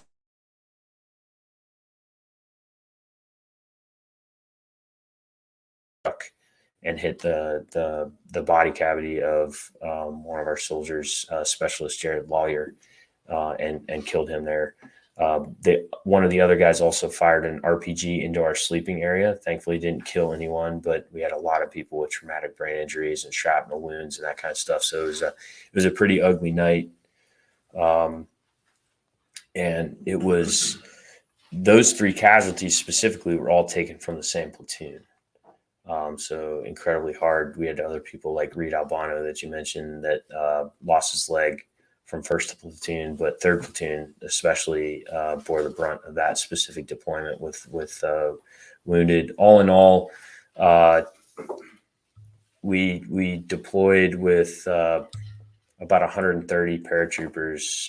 Our company, I think we had 24 or 25 Purple Hearts awarded that deployment.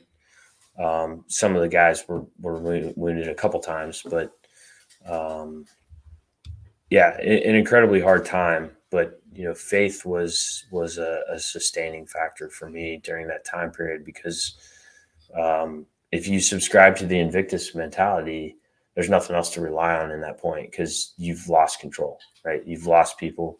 You don't know where the IEDs are. The enemy is very sparse, and I think really, if you take a step back from combat, I mean, just look at COVID, right? Like, think about someone who tries to subscribe to the Invictus mentality that says, I'm the master of my fate and the captain of my soul, when you're told to go home and quarantine for 14 days and wait for this to be over. And here we are a couple years later. And to be quite honest, we're still dealing with the effects of it. COVID might be over, but, economic recovery and everything else that comes with it. I think COVID as a pandemic is over, but I don't think the effects of it is over. But I mean, good luck with the Invictus mentality for someone that subscribes to that during a pandemic, where they're told that the only thing they can do is go home.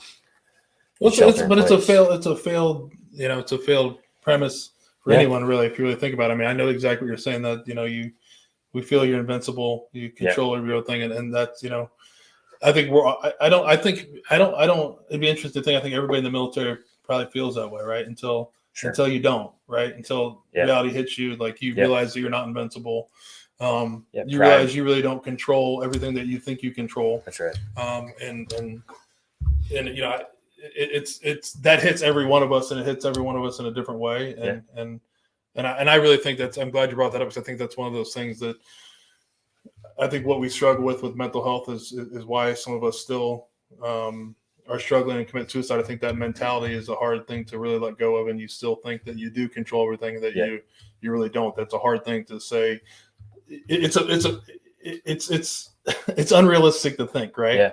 But you still think it, and you think that if you don't feel that way, or you still not that actions, that you're kind of you're a little weak. Yeah. Does that make sense? No, absolutely. And I think it comes with,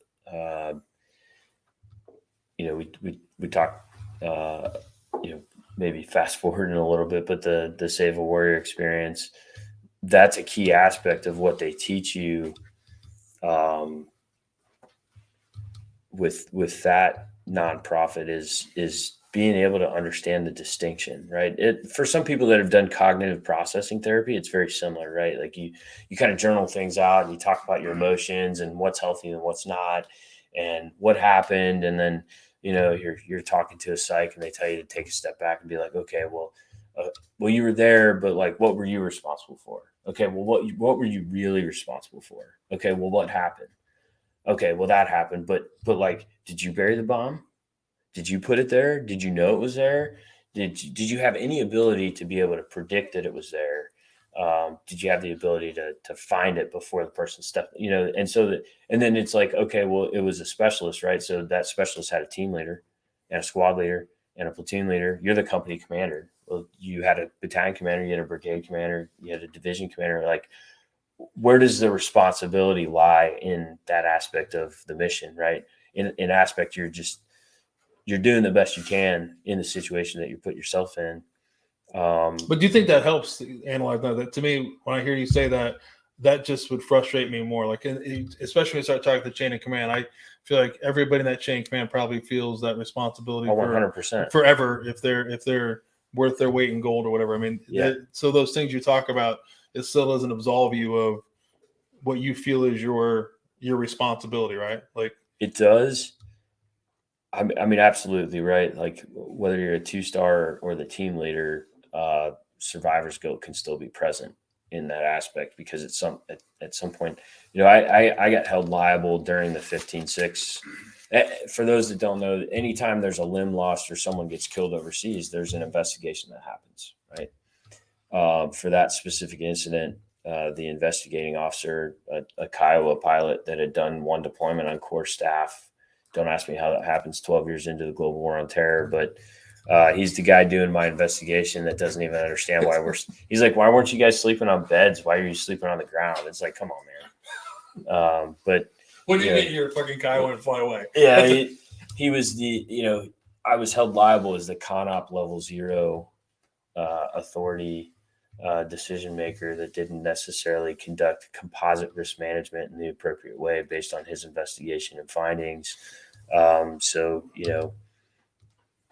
on paper, the responsibility laid at my feet. And to be quite honest, I was ready to leave the Army because of it. I don't blame you. I think that's crazy to hear. Like, so yeah, it's nuts to hear. I mean, I just don't. But that, if you don't know the military, that's the military. If you lose a round or let alone a human being, they're going to try to place blame on someone, and sometimes there really isn't any other blame. I think I heard you talk about, in another podcast, there's three or an interview that there's things out of your control. There's some things that happen there that definitely that you're not in control. No matter how great you were, you could have been Hal Moore, you could have been you could have been I mean, even Hal Moore. Okay, you could be, exactly. Yeah. And I doubt back then that there was somebody that wrote down a piece of paper that, was bad judgment on the ground or something that caused someone's death, which you don't need because you're already internally. I think if you're a good leader, you're already burdening that. And I don't even think you're a good leader if you're a decent human being. Yeah. You bear responsibility for that. You're your own worst critic, right? Always, and I think it certainly wasn't helpful at the time. But regardless of what level you're at, what ability do you have to draw a distinction? And I think that when you look at the situation, the ability to distinguish between the story that you tell yourself over and over and over, I could have done this, I should have done this, we could have gone left instead of right, we could have zigged instead of zagged. When we lost Rob in 2009, it was walking across a footbridge we were never supposed to go across because we had a planned helicopter landing zone that we were going to get picked up at. But when the assets flying overhead took a look at it, they said, hey, those are grape rows. You can't land helicopters there. You got to pick somewhere else. Here's a recommended spot. Okay, sounds good. Let's walk to it. We were never supposed to walk across the footbridge, but we did. And then 3 years later, 3 deployments later, I find myself in literally the same patch of dirt in Kandahar, 3 kilometers from where we infilled that night was where Rob was killed at that footbridge. So I think one of the hardest parts for me was I knew and understood the threat better than anybody else on the ground because I had actually physically been there before and had lost people, and I still couldn't prevent it. Even with good rehearsals, even with a 2-hour op order, even with all of these mitigating measures put into place, kind of free copping from the green on blue back to the April 25th incident where we lost Ben and Sam. And then Reed Albano, one of my platoon leaders, in a separate mass casualty incident, lost a leg. I felt responsible for it. That's why I wrote in that article that I felt like a failure on the roof was I knew the threat better than anybody else, and I still couldn't prevent bad stuff from happening to my people. But the distinction of the story you tell yourself, coulda, shoulda, woulda, versus the ability to look and see that those were things that happened to you and that you were doing things with the best of your ability to do the best you could in that situation with the tools and the people and the information that you had at your disposal. I had a great conversation, actually. One of the platoon leaders who's deployed again right now, actually in harm's way overseas. He was actually the platoon leader for 3rd Platoon on that specific mission. And we talked about that night because it was around the anniversary that we were talking on the phone. And, we knew and understood the threat. We still couldn't prevent it, but it was just, he still remembers me doing counseling with him as a platoon leader, as a company commander. And there's a great General Patton quote that talks about burning the midnight oil so that later on in life, you don't find your soldier's blood red on your hands. And it really just talks about doing prudent planning, training your people hard, and making sure that they're prepared in the moment the best they can. But it doesn't guarantee a positive outcome when it comes to, I think we talk in the Army about winning matters, right? I think you always expect to win, but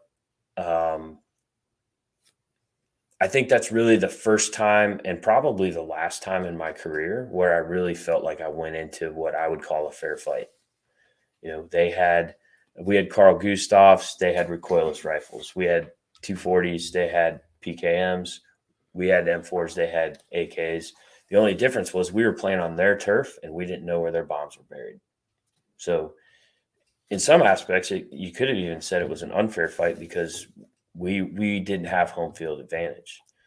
And so there was a lot about that day that when you unpack it, there's so much that's actually outside of your control, right? And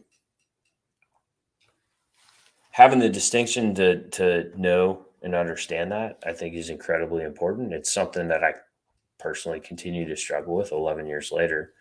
Because man, it's like rewatching old film of a football game or something, right? Like you still go back and watch it and you're like, oh man, could have done this. This game plan could have been different, or you just feel that weight and responsibility. And I try and I fail at it every day, but I wake up and try to honor the memory of the people that have gone before us and try to take their memory and honor it in a positive way rather than constantly just wallowing in guilt. And it's one of the reasons why I went to Save a Warrior was just after watching Afghanistan implode in 2021, my fuse got shorter. I got angry quicker. And, that like thermometer that you see on cartoons going from the legs all the way up to the head that Or just runs red. Jason's blood pressure that we were just talking about today. Yeah, I of know, course. yeah. No, we'll talk about Save the Warrior. We're going to get to that, but Sure. And Mike asked me what the format was, and we've kind of given up on format. So don't worry. He said we're going to move around, go back and forth. That doesn't matter. But Mike, you'll see a post a little bit later tonight. But what Mike is referring to is it's Save a Warrior, and Save a Warrior is the original warrior-led, timeless, heroic journey for active duty military, returning veterans, and first responders who feel desperate alone. They offer an alternative holistic service that equips veterans, military personnel, police, firefighters, and other first responders with a community of support and effective techniques to overcome the symptoms and addictions associated with the complex PTSD. Save a Warrior believes in challenging conventional thinking. The way they challenge the idea of suicide is so novel and so inspiring. It connects the lives of all those who are transformed, sharing through this experience. Since 2012. Those who complete their program have been said to say that, unique approach to ordinary saved their life. Mm-hmm. And they're grateful for the generosity, like many nonprofits, for them to do that. And the founder, Jake Clark, who's the president and founder of Save the Warrior, he said, give us 72 hours and we will change the way you see or live your life. So there's many, nonprofits just like us now. It's kind of crazy that we're a nonprofit. I always... it happened in November. It's crazy, that we actually are a nonprofit. I didn't think I'd ever do that. You asked me earlier, what sparked this. I don't know if I have that one moment in time that I decided to do it, but definitely something. They're local here to the area. There'll be something that'll come up on the podcast. But what's interesting about the story is you were originally supposed to come on earlier. You're the reason we had a little bit of a shuffle, but you went dry for a month, right? Yeah. And then to go on this retreat. Yep. And it sounds like it was a good thing. Yeah, it was awesome. The perspective I've gained in those couple of days that I was there just really helped me. I think I had done some cognitive processing therapy previously to this. So, full transparency, after the implosion of Afghanistan, I left the unit that I loved, not knowing I was ever going to go back. In the 75th Ranger Regiment. And, this was July of 21. So it was, I was there to watch us leave Bagram. And then I moved up here to Ohio, and 3 weeks later, I'm watching Kabul implode. Right. And, I know we can get back to the 2012 deployment, because I think this is actually very relevant to what I'm about to bring up. But for the listeners out there, for the people that have been involved in Iraq and Afghanistan, one, your service was honorable. It was righteous. It was what the country asked you to do, right? And God bless Gary Lawyer, the father of Jared Lawyer, who was killed in the Green on Blue in 2012. After that deployment, we had 2 weeks of post-deployment leave. I took a week of it. My wife was very gracious to give me the opportunity. My dad and I got on our motorcycles. We rode up to Wheaton, Illinois, to go visit Sam Watts' family. Rode up to Wisconsin to spend some time in Orfordville with Ben Neal's family. And then we came back to Ohio, and I got on a plane and went out to Spokane, Washington, and spent some time with the lawyers out there.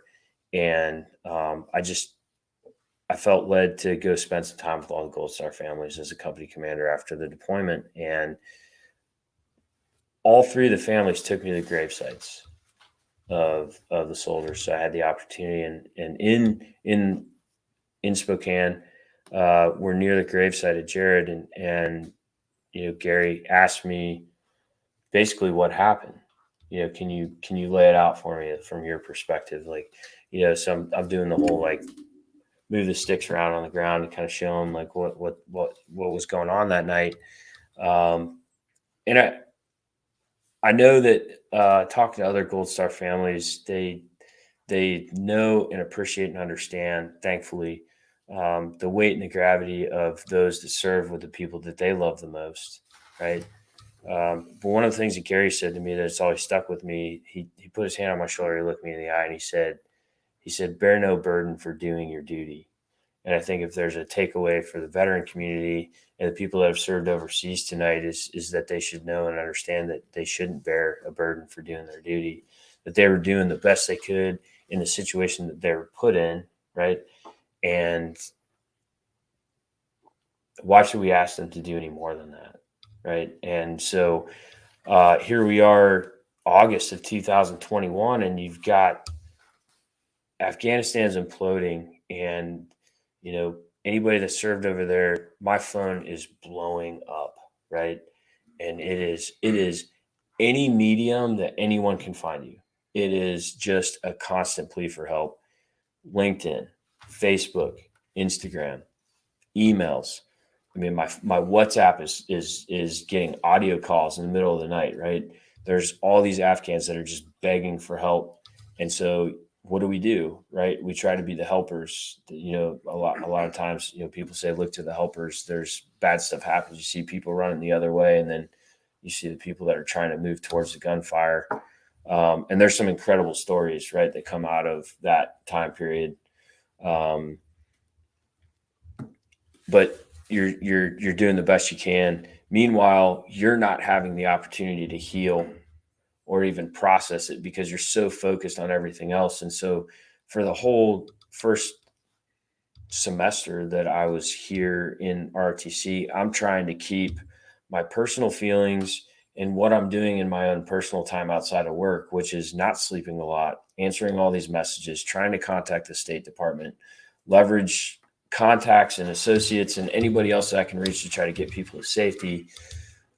Meanwhile, I'm watching all this play out on the news, and there's no opportunity for me to take a breather. And I'm trying to keep all this siloed so I'm not blowing up because of anger, rage, frustration of the situation. Like, what yeah. What the hell's wrong with right. So I'm trying to bifurcate this entire Afghan scenario. Not to laugh, it's crazy. No, I mean, it's, so it's like the last thing I want to do in this whole entire situation is blow up on cadets or blow up on my family. So who'd you blow up on? I mean, my wife has always been my sounding board. I wouldn't say I blew up on her, but it got to a point where I realized that I was culminating. Yeah. And I broke down one night and I just looked her in the eye and I said, I can't do this on my own anymore. It was probably late September, early October. And, I'll spare you the bad news story when it came to like my VA experience of trying to get some help. That's why I told my dad I don't want to go over there. I made a deal with him. But I ended up doing some cognitive processing therapy actually through a DoD funded study at Ohio State called Strive. Yeah. And it was helpful because it touched on the cognitive processing. Yeah, we've talked about them a couple times on there. Yeah. But then the Save a Warrior stuff it touched me in a different way that the other stuff hadn't, because of some of the ceremonial stuff that they do there. Some of it's just symbolic, taking off your armor, right. Touching unmourned grief, the ability to really kind of peel apart what they call the complex post-traumatic stress. Because I think I've seen it more in the last 2 years talking with cadets than I really understood as a junior leader. But it's incredible the baggage that people carry into the military from their childhood. And it took an entire day just to kind of unpack that before we were able to address like adulthood and things that we experienced in combat, because you don't know other people's story. Right. And I think that's just an incredibly powerful aspect of when we say know your people. You know your people, but if there's things that, kind of like unmentionables, things that have occurred in your past that also still weight you down in the current present, but also shape how you act and behave and potentially react to bad situations, then people may actually do some pretty unpredictable things because you think you know them and then you You really don't. Yeah, you really don't. Yeah. That's interesting. So, and one of the things you talked about is it's interesting. We talked about, you were talking those calls you were getting. We had a guest on, Matt Dre's back. He's going to be on. He's going to be coming back in a couple of weeks with his interpreter. You had a campaign that was going on, Save Dave, which is great. You need to look at. But awesome. and I laugh about this and not even funny, but I just think that's a great catchy name to do it. Dave is obviously not the interpreter's name, but I shared with you before. We're going to actually have one of his interpreter that. If you have a chance, if you haven't listened to it, you need to. But also, listeners, you haven't, go back to one of the and talk about that experience. And he was in the middle of the night, the same thing with you, and he's able to get his interpreter out, and he's actually living here locally. And we're going to have Fawad on here in a couple weeks. And one of the episodes I'm looking most forward to, because serving over there like you did, I don't think a lot of people understand how we all felt when what we saw collapse, and one of my first thoughts when it happened was, holy shit, what's going to happen to all these people that we made promises to? Like I made promises to people on saying, hey, if you do this with us, we're here, we'll never leave you. Like, just they poured their heart out to you about some stuff like, oh my gosh, this is what's going to happen to me. And like, but we're America, we're never going to leave you. Just do this. We're America, we're going to do it. And then that was my first thought. And I carry a lot of burden about that, really, because there's conversations I had with people I know that they went against what everything in their gut told them. And they did some things. And in my opinion, we, as a country, fucked a lot of people. And I know you don't want, I mean, I can say that I'm not on active duty anymore. I can speak my mind, but it is great to hear stories like Fawad. I can't wait to hear that. And the Save Dave campaign, I think, was great. It's the same way to get that message out to people, that because I don't think a lot of people understand how integrated we were with these people and what the risks they took to help people they really never met, right? Yeah, and I mean, and that's like probably an entire podcast in and of itself. Is like, I'd love to get Hamayoun down here and we could talk about our shared experiences on that deployment, but I spent more time with Dave. We call it, you give the linguist American names, so you're not calling them by their true name, so that a lot of times they're operating in the same country that they're living in and that they have families in, right? So you try not to expose them by using their true name.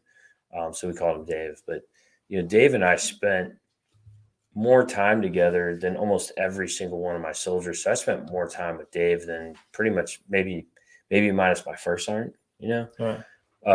and so you gain an intimate level of knowledge. I mean, Dave was essentially my best friend on the deployment because he went everywhere with me, and he's not a soldier. Now he was actually med service in the Afghan National Army before he became a linguist, but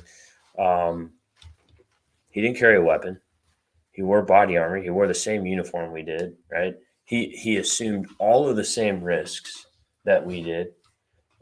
He had been fragged. He had been, had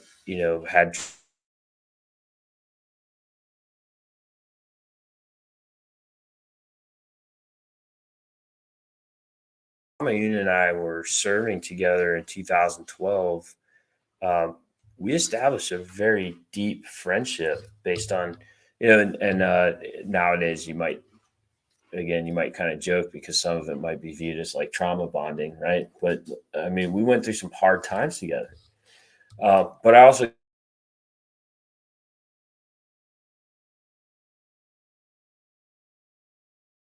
future plans and desires and goals. And so, towards the end of the deployment, we started talking about special immigration visa. And so I wrote a sponsorship letter in, I think, June. He submitted it in August. And then I went home in September and we stayed in touch. And I actually saw him a couple times after that in Afghanistan on different deployments, just based on kind of some special circumstances where I was able to make link up with him. But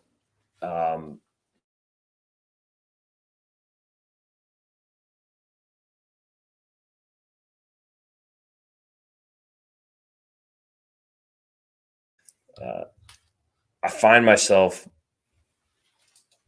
in grad school with the bandwidth to be able to take a little bit more action outside of just being constantly on the carousel of deploying and being overseas and then coming back and training to deploy again.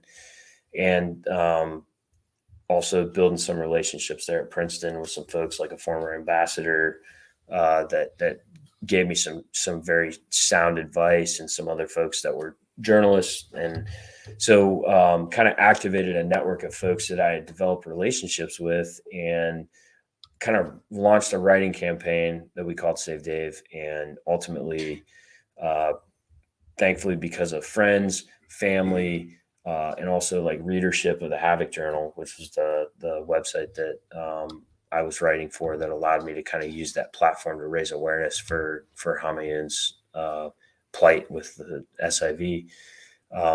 We contacted, I think it was 53 different congressmen and senators in 17 different states to file congressionals. And so by the time Hamayun finally got his SIV approved, I could call the State Department and say the number of his SIV, and they knew the case number by heart because so many people had called and asked about his specific case.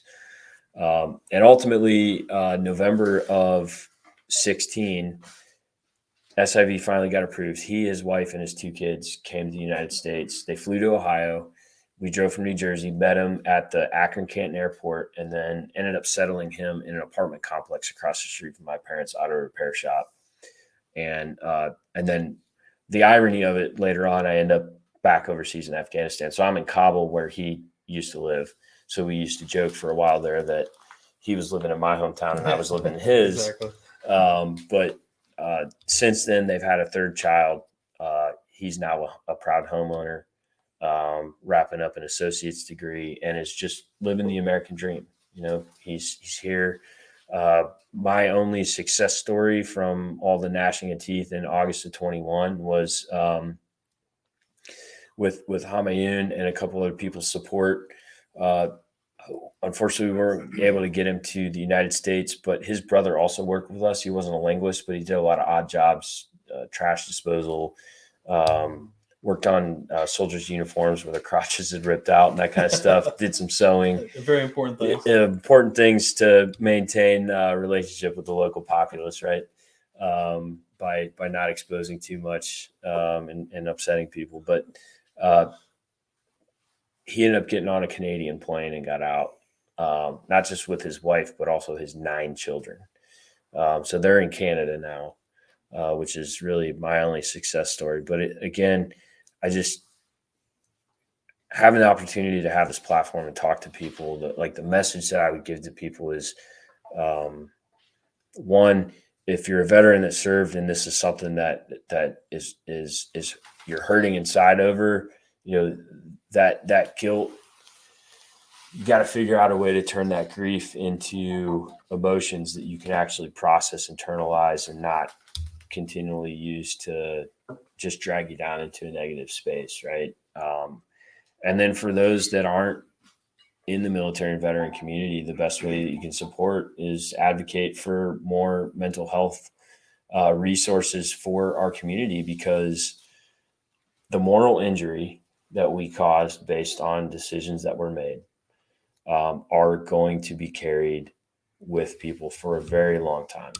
And, you know, if you look at Karl Marlantes, there's an incredible book that he wrote called What It Is Like to Go to War. Vietnam veteran that dealt, you know, he was in a dark place for like 4 decades before he dug his way out of it. So,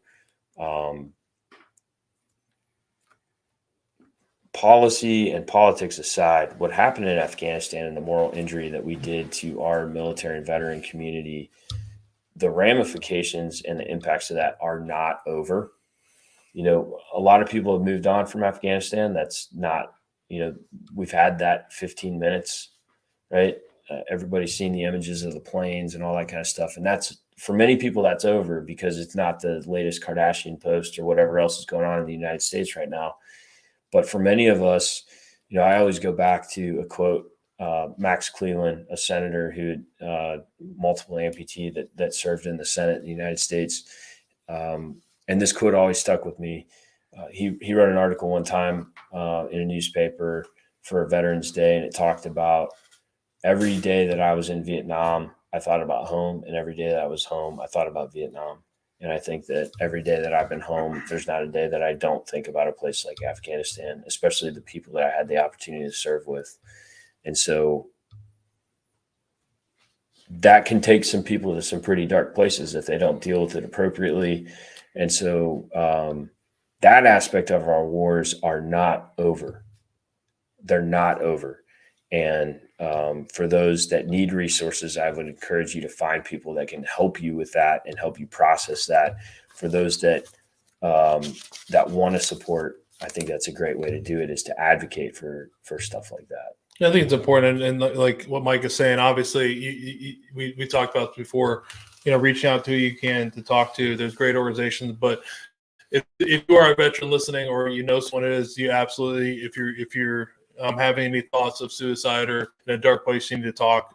You need to contact the Veterans Crisis Hotline at 988 or 1-800-273-8255 and press 1, or you can text 838-255 and get the help that you need. And that it was interesting to watch you just in the past few minutes talking about you're positive, and then I could see in your eyes that that the moral conflict you talked about that go down. It's been fun, but it's been not fun, but interesting to watch your emotions just sitting across from you, not meeting you. But yeah, it's definitely, it's like you said before, it's hard to explain that fallout. Afghanistan ended. There's all these people who are like, oh, it's great, we shouldn't have been there for all this time, blah blah blah. And they say stuff to guys like you and me, other veterans, and they don't understand that the impact we carry on ourselves, and the we will never forget about it. There's nothing, we may, like you talked about, there may be a case where we dig ourselves out of that dark hole for a couple days or a couple months, but the dark hole is always there for us, unfortunately. Sure. And that's one of the things that you have to remember. Like we're all feeling this. That's one of the things I think as veterans. And I talked to Mike about this before we started. Is it's very easy to hear. You see stuff on TV, you talk about I started off with the Ranger Creed, right? All these things like, the Ranger Regiment, this is like, they make movies about guys like you and the things you've done, but they hurt the same way that someone who was a cook that was in, Kabul. We're all human beings. We all have those same feelings. We have all that hurt that we carry on. It's just a different hurt. It's a different level. And that's why I've been excited to have you on to talk about it at a level of, and because this, you probably don't want to hear it, but you are an elite level of our military as a special, a special operator that not a lot of people will even achieve. You're the 1% of the 1%. I'm not, it's just an analogy to do. Mm-hmm. It's not the right numbers, obviously, but it is important to know that the guys like you are struggling the same way that normal people do. No one's immune to it, no matter how much training you've had, what you've done. It's something that we all feel, and I think that's the one thing we have to understand. We're all the same. We may be different. We maybe have different experiences, but we're the same. We feel the same way. We feel something is not right in us. Mm-hmm. Something is broken, or something is off, and there's other guys and gals like us that can help each other get through it. I think that's important, and I think we're lucky to have a Vietnam veteran here in the room with us, but I think that's a key difference between our generation and theirs. Was, I mean, thank God we at least have a community and a society that wants to take care of us, in an aspect that I think a lot of the Vietnam veterans didn't get when they came home. Yeah. There's at least a distinction between perhaps policy and war making versus the war fighting. And again, going back to the war fighters, that what we did and was asked to do on behalf of our country was righteous. And we shouldn't ever feel sorry for that. We should be proud of it, right? But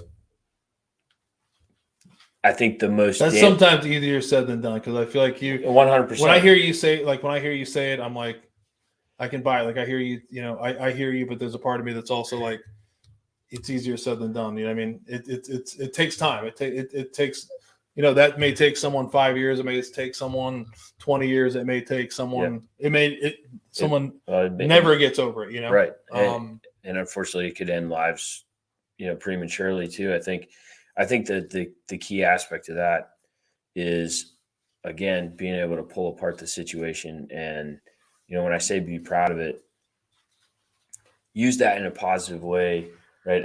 My first battalion commander is one of those things that always stuck with me. He had a saying: wisdom equals knowledge plus experience, right?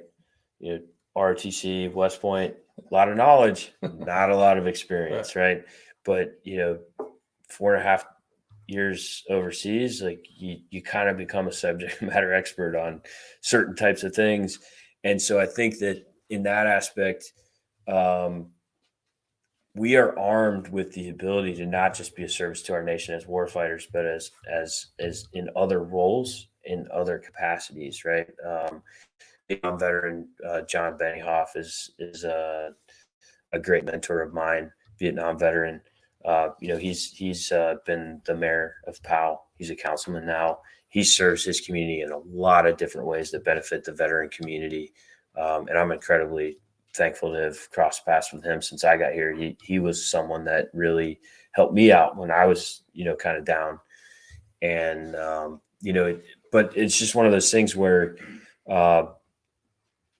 using that for a positive versus just continuing to look backwards. Like I talk to my cadets about this, especially now with understanding this complex PTSD or just complex PTS stuff. Is one of my favorite passages in the Bible. A lot of people talk about Philippians 4:13. I can do all things through Christ who strengthens me, right? If you go back one chapter, Philippians 3:12, it talks about pressing towards the goal of the upwards call that I have through Christ Jesus. And so for me, it's press on has been kind of a slogan that I've internalized, in the sense that he talks about having not already achieved, but that you continue to strive towards the goal, right? So probably 21st century, like if we're kind of like coining a phrase, growth mentality, growth mindset, that would right. But it's there in Philippians, right? Like it's been there for 2,000 years. Like we've had this book that's kind of showed us how to process stuff like this. But it's picture yourself in the driver's seat of a car, right? The opposite of pressing on towards the goal is continuing to live life looking in the rearview mirror, right? So you got this little rearview mirror in the car that you're constantly staring into. Meanwhile, there's this whole windshield of life in the present and in the future and opportunities that are in front of you. And that was one of the reasons why I felt the need to go to a place like Save a Warrior to just gain some additional perspective and seek some non-traditional help with my own healing in this whole process. Was shorter fuse, anger, rage, frustration that was manifesting itself in unhealthy ways. But the other aspect was I need to be present with my family, with the cadets, with the people around me, so that I'm not looking backwards in the past. I'm living in the present and I'm looking towards the future. And that in and of itself can really change perspective of someone who might be down and out, because now they're looking forward versus looking backwards, right? I'm not saying ignore the past. I'm saying use the past to propel you forward rather than drag you backwards. Ken would be proud of you with the guest web for he's at Strive at Ohio State. He said the same thing about the back, look in the rearview mirror, because I think but sometimes look in the back, right, is or not can be less scary than what is the future for some people. And I think that's the key. Yeah. Look, you're exactly right. In the past, it's easy to know what's in the past and beat yourself up, and you talk about going left or right or doing this or that. That's easier than what the future looks like. I think I look at it as, like I've always said, like press on, or like, you're quoting the Bible. I'm the last person to do that. But the same way you're saying is I just look to press on and to move on. That's the thing why I haven't given up hope, is because I just continue to think like there's something, I'm doing something. Just keep not to give up, to keep pressing. Yeah. I don't know what my future holds. It scares me sometimes, but it's better than no future, right? Well, Or I do look in the back, but it's like that thing of like, for us, I think a lot of I look at the thing as the worst thing you've ever seen in your life. Like some of us, it's probably not going to happen to you again. Right. The things that we hold into our brain that are the guilt we have, that's not going to happen to us here in Columbus, Ohio. If it does, the whole world's in a bad space. You know what I mean? But we survive that. We can survive. Yeah. Less challenges in the future, if that makes sense. No, and I think the other aspect of what you just said, Chase, is some people look at the past and say, I'm never going to feel that alive again. Yeah. Right. True. I kind of joked a little bit earlier about trauma bonding, but there's aspects of people that when they take the uniform off, they say like, I'm never going to be this purposeful again. I'm never going to be this valued again as a person, as a member of a team. I'm never going to have the same level of respect that I got when I was in this community. Some aspects you lose your sense of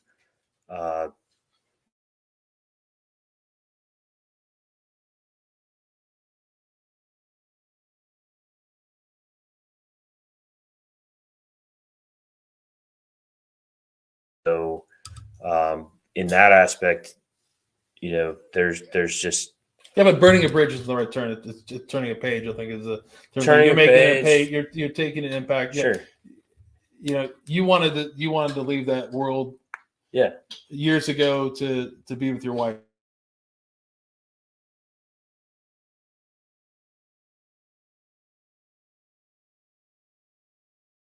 Challenge to say that, what's your impact going back to being a battalion commander at first of the 75th or second of the 75th or one of the three battalions, or being a professor of military science here at Ohio State University. Sure. Where are you having a bigger impact on the world? And my one question I had, because we're getting close to this is like one of the first episodes where I think we might have to have a part 2 down the road, because we have we've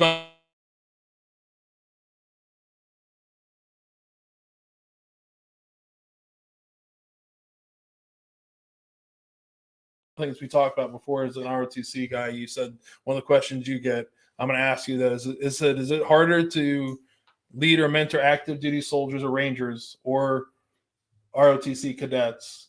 And whatever your answer is, why? Like, who was harder to be a leader or mentor to? Today's generation of cadets. You've been in conventional. You've been in like I would call like all the perfect aspects of the military. You're in like, not that your time at the 25th, but the 82nd, then the Ranger Regiment. Mm-hmm. Different level of people, different level of of soldiers. Like what's been harder for you? That's a tough question. I think especially as I get older, I turned 40 this year, so I'm doing PT with people half my age now, which is challenging. And they're gunning for you. Oh yeah, of course. And I think that generationally, the ability to connect with people sometimes gets challenging as well. So a lot of times in class, I'll try out dad jokes, at school before I try them out at home, or vice versa. But I think probably the cadets, not in the sense that they're less deserving, less capable, less intelligent, any of those things. It's the frame of reference, right? If you're trying to mentor soldiers, or you're trying to mentor platoon leaders as a company commander, you have a unified mission, right? The mission at ROTC is different. You're trying to mentor people for a future job, not a current job. And you're also focused on an unknown, which is you don't know what they're going to be doing years from now. They're going to serve in some capacity, but you don't know what their actual mission is going to be, versus like if you're trying to mentor someone in a certain role, in an operational unit, why you're doing it, you know what you're doing. So I would say it's probably harder for a cadet, and you're doing it on a college campus. You're not doing it on a military installation where war's in your face all the time, or the constant threat of deployments is there. It's hey, when I commission in a couple years, I really need you to pay attention to this and not be answering email in the middle of class. Like, I need you to listen to this because I think it's important. That's why I'm sharing this nugget with you. That being said, though, the majority of the cadets, I have incredible respect for them. One, we already talked about the personal responsibility to be in class, present for duty, in addition to just doing PT in the morning and that kind of stuff. But, they're some of the most attentive people. I mean, they ask incredible questions. They genuinely want to know and learn stuff. And there's quite honestly not enough time in the day to spend with the people that deserve it. In addition to just always spending the 90% of your time with 10% of your soldiers that sometimes you just have to, right? Because of stuff that you don't want to Jason deal knows with. that feeling all too well. But, I mean, the cadets in our program they're arguably the greatest in their generation, right? They just don't know it yet. Yeah, we talked about that before. That's one of the questions, like, it's easy to say, like, everyone wants to say this generation is, less than, we were, and then, and then less than, or you than me, and then back to my dad. And I don't think I think anybody that's ever served their nation, we all share the same thing. If you ever sit down, like you, I've been fortunate to talk to World War II veterans, Korean veterans, and they're really not much different than we are. Mm-hmm. It's kind of eerie how the same we are, and it is good to see that carry on. That someone still has the love to serve, to serve the nation, and you say the nation, but just to serve. I think it's an important thing to give up so many of these things that I don't think they really understand. And in today's world, it's even more in their face that what they're giving up in the sacrifice. If you go back to when I commissioned in 1994, it was a different world. All these things weren't. It wasn't apparent what was going to happen to you. Yeah. What now is it's the history it continues to evolve, and they know what they're getting themselves into, and I think that takes a lot more courage than what we stepped into. We're 2 hours and 11 minutes in. It's one of the longest episodes. We haven't even done the second featured whiskey. Did you pour that already? Did you pour your second? I poured this again. He's loving the Bardstown. We didn't even get the featured whiskey in. We'll forget about it. We'll give you one opportunity. I found that if we go any longer, Jason gets a little edgy. His blood pressure goes up. Okay. No, but we're definitely have to have you on for a part two. Yeah. We'll have to bring Megan, and we'll talk about some things. But so we've talked about a lot of things. What's one thing you want to talk about? I'll give you an opportunity. I got a bunch of questions here, but what's one thing that you want to talk about that we didn't talk about? In your life here and your experience that you've done, what's one final message or one thing you want to throw out there, and hopefully it's geared towards, the PTSD and the epidemic that we're seeing with veterans here. So having the opportunity to go to Southern Ohio and spend some time with Save a Warrior, I think that, the one thing we've alluded to it, but we haven't necessarily said it out in the open, is there are resources available, right? Suicide is a very touchy subject, no matter how you want to try to approach it. But if you're struggling, there are resources out there that can speak to you. There are people within our community that genuinely care about you and want to see you go from trying just to survive and move into the realm of thriving. And I think that Save a Warrior was an incredible asset to me. I saw some incredible changes in my own perspective, as well as some others in the cohort that I went through with. And I think that resources like that show that there are people in our own community, like this podcast, that genuinely care about people in our community and want to get the people that are hurting the most the right resources to get themselves right. Because we don't just you owe it to yourself first and foremost, but you also owe it to the people that love you the most, whether it's your spouse, your kids, your parents, your teammates, the people that you serve with that want to see you get back to being in that place where you can get back to thriving versus just trying to survive.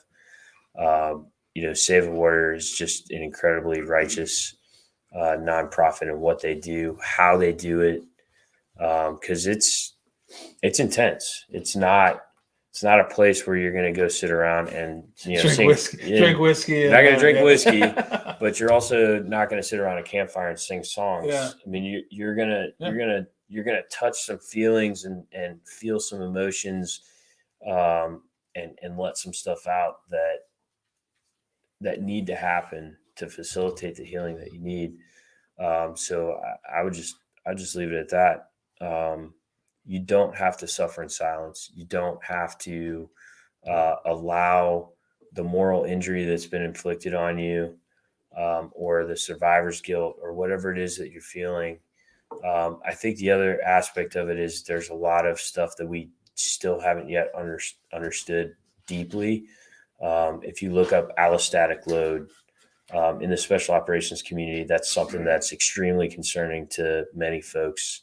And I'll give my best description of it. But allostatic load is carrying a heavy load of a combination of different things for a long period of time that can weigh you down in a physical, mental, and spiritual aspect that can cause you to do things that you would look back on it and say, that wasn't me. This isn't the type of person I am. I don't know what's going on, what's happening to me. And it's a combination of long-term sleep deprivation, chronic pain, whether it's the use of pain medication to numb stuff, self-treatment through, overconsumption of alcohol,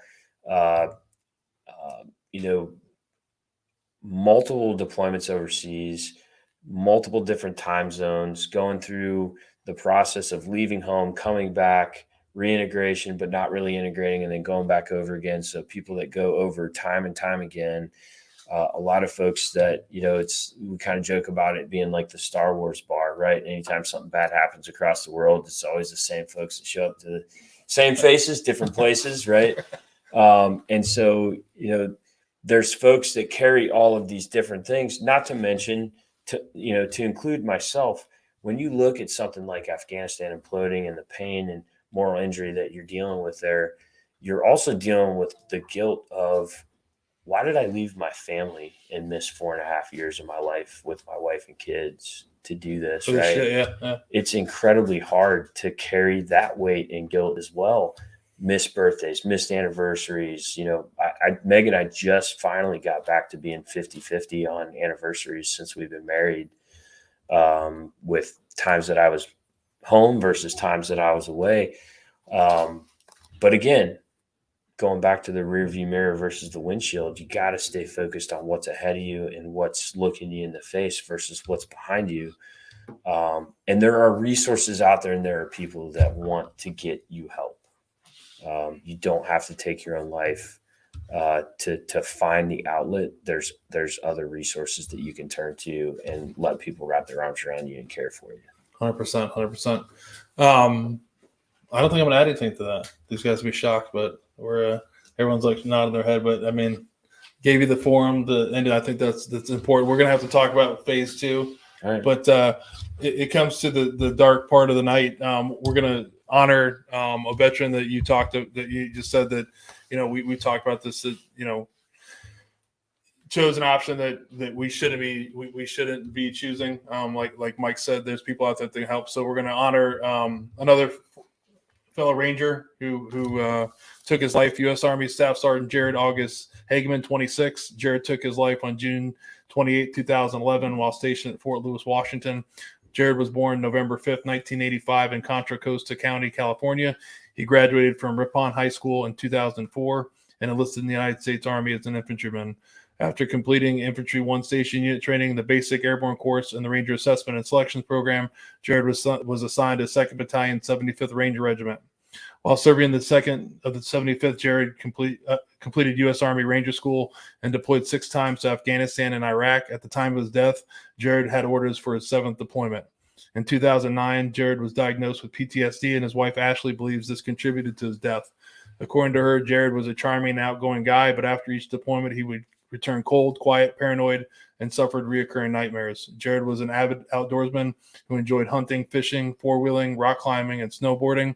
Jared is survived by his wife, Ashley, his sons, Noah and Parker, his parents, Steve and Janie, brother Clayton, and his sister, Haley. And like we said before, and what's been going on, the ticker at the bottom, if you are listening, you're a veteran, or you know someone that's considering suicide, please contact the Veterans Crisis Hotline at 988 or 1-800-273-8255 or press 1 or text 838-255. Again, want to thank you for coming on. We definitely have to have you come back in for part 2. There's like half the stuff we didn't even talk about, which some people are like, wait, like, what's a Downing scholarship? What did Mike get his silver star or his bronze star with Valor for? Yeah. We'll cover a lot of stuff, but I think Mike got to talk about the things that were important to you. I had a lot of these notes, and one of the things he said before was that he really didn't want to talk about himself. He wanted to talk about others, and I think you did that, and I think you conveyed a really, really strong message. Thank you for coming in. Thanks for listening to my LinkedIn when I stalked you and not ignoring me. I really appreciate that. So we'll end with another person you probably are familiar with. Are you gonna end with the Ranger Creed after I'm done? But no, we'll do that when we're drinking after a little bit. So another famous Ranger that I'm sure that Mike is familiar with is Colonel William Darby. So I'll read a quote from him. We, the living Ranger, will never forget our fallen comrades. They and the ideas of for which they fought will remain ever present among us. For we fully understand the extent of their heroic sacrifices. We will carry their spirit with us into all walks of life, into all corners of America. Our hearts join together in sorrow for their loss, but also our hearts swell with pride to have fought alongside such valiant men. They will never be considered dead. They will live with us in spirit. And what's crazy about that quote is not being able to talk to you. That's kind of that sums up everything you've been talking about for the past couple hours. And again, thank you for your service. Thank you for your sacrifice to your country, and hope to have you back on with Meg soon. Yeah, that'd be great. And good luck with the ROTC thing. And like I said, I hope we see you in a few months to come back on. So sounds great. Thanks. Thank you. We'll see you guys in a couple weeks. Thanks.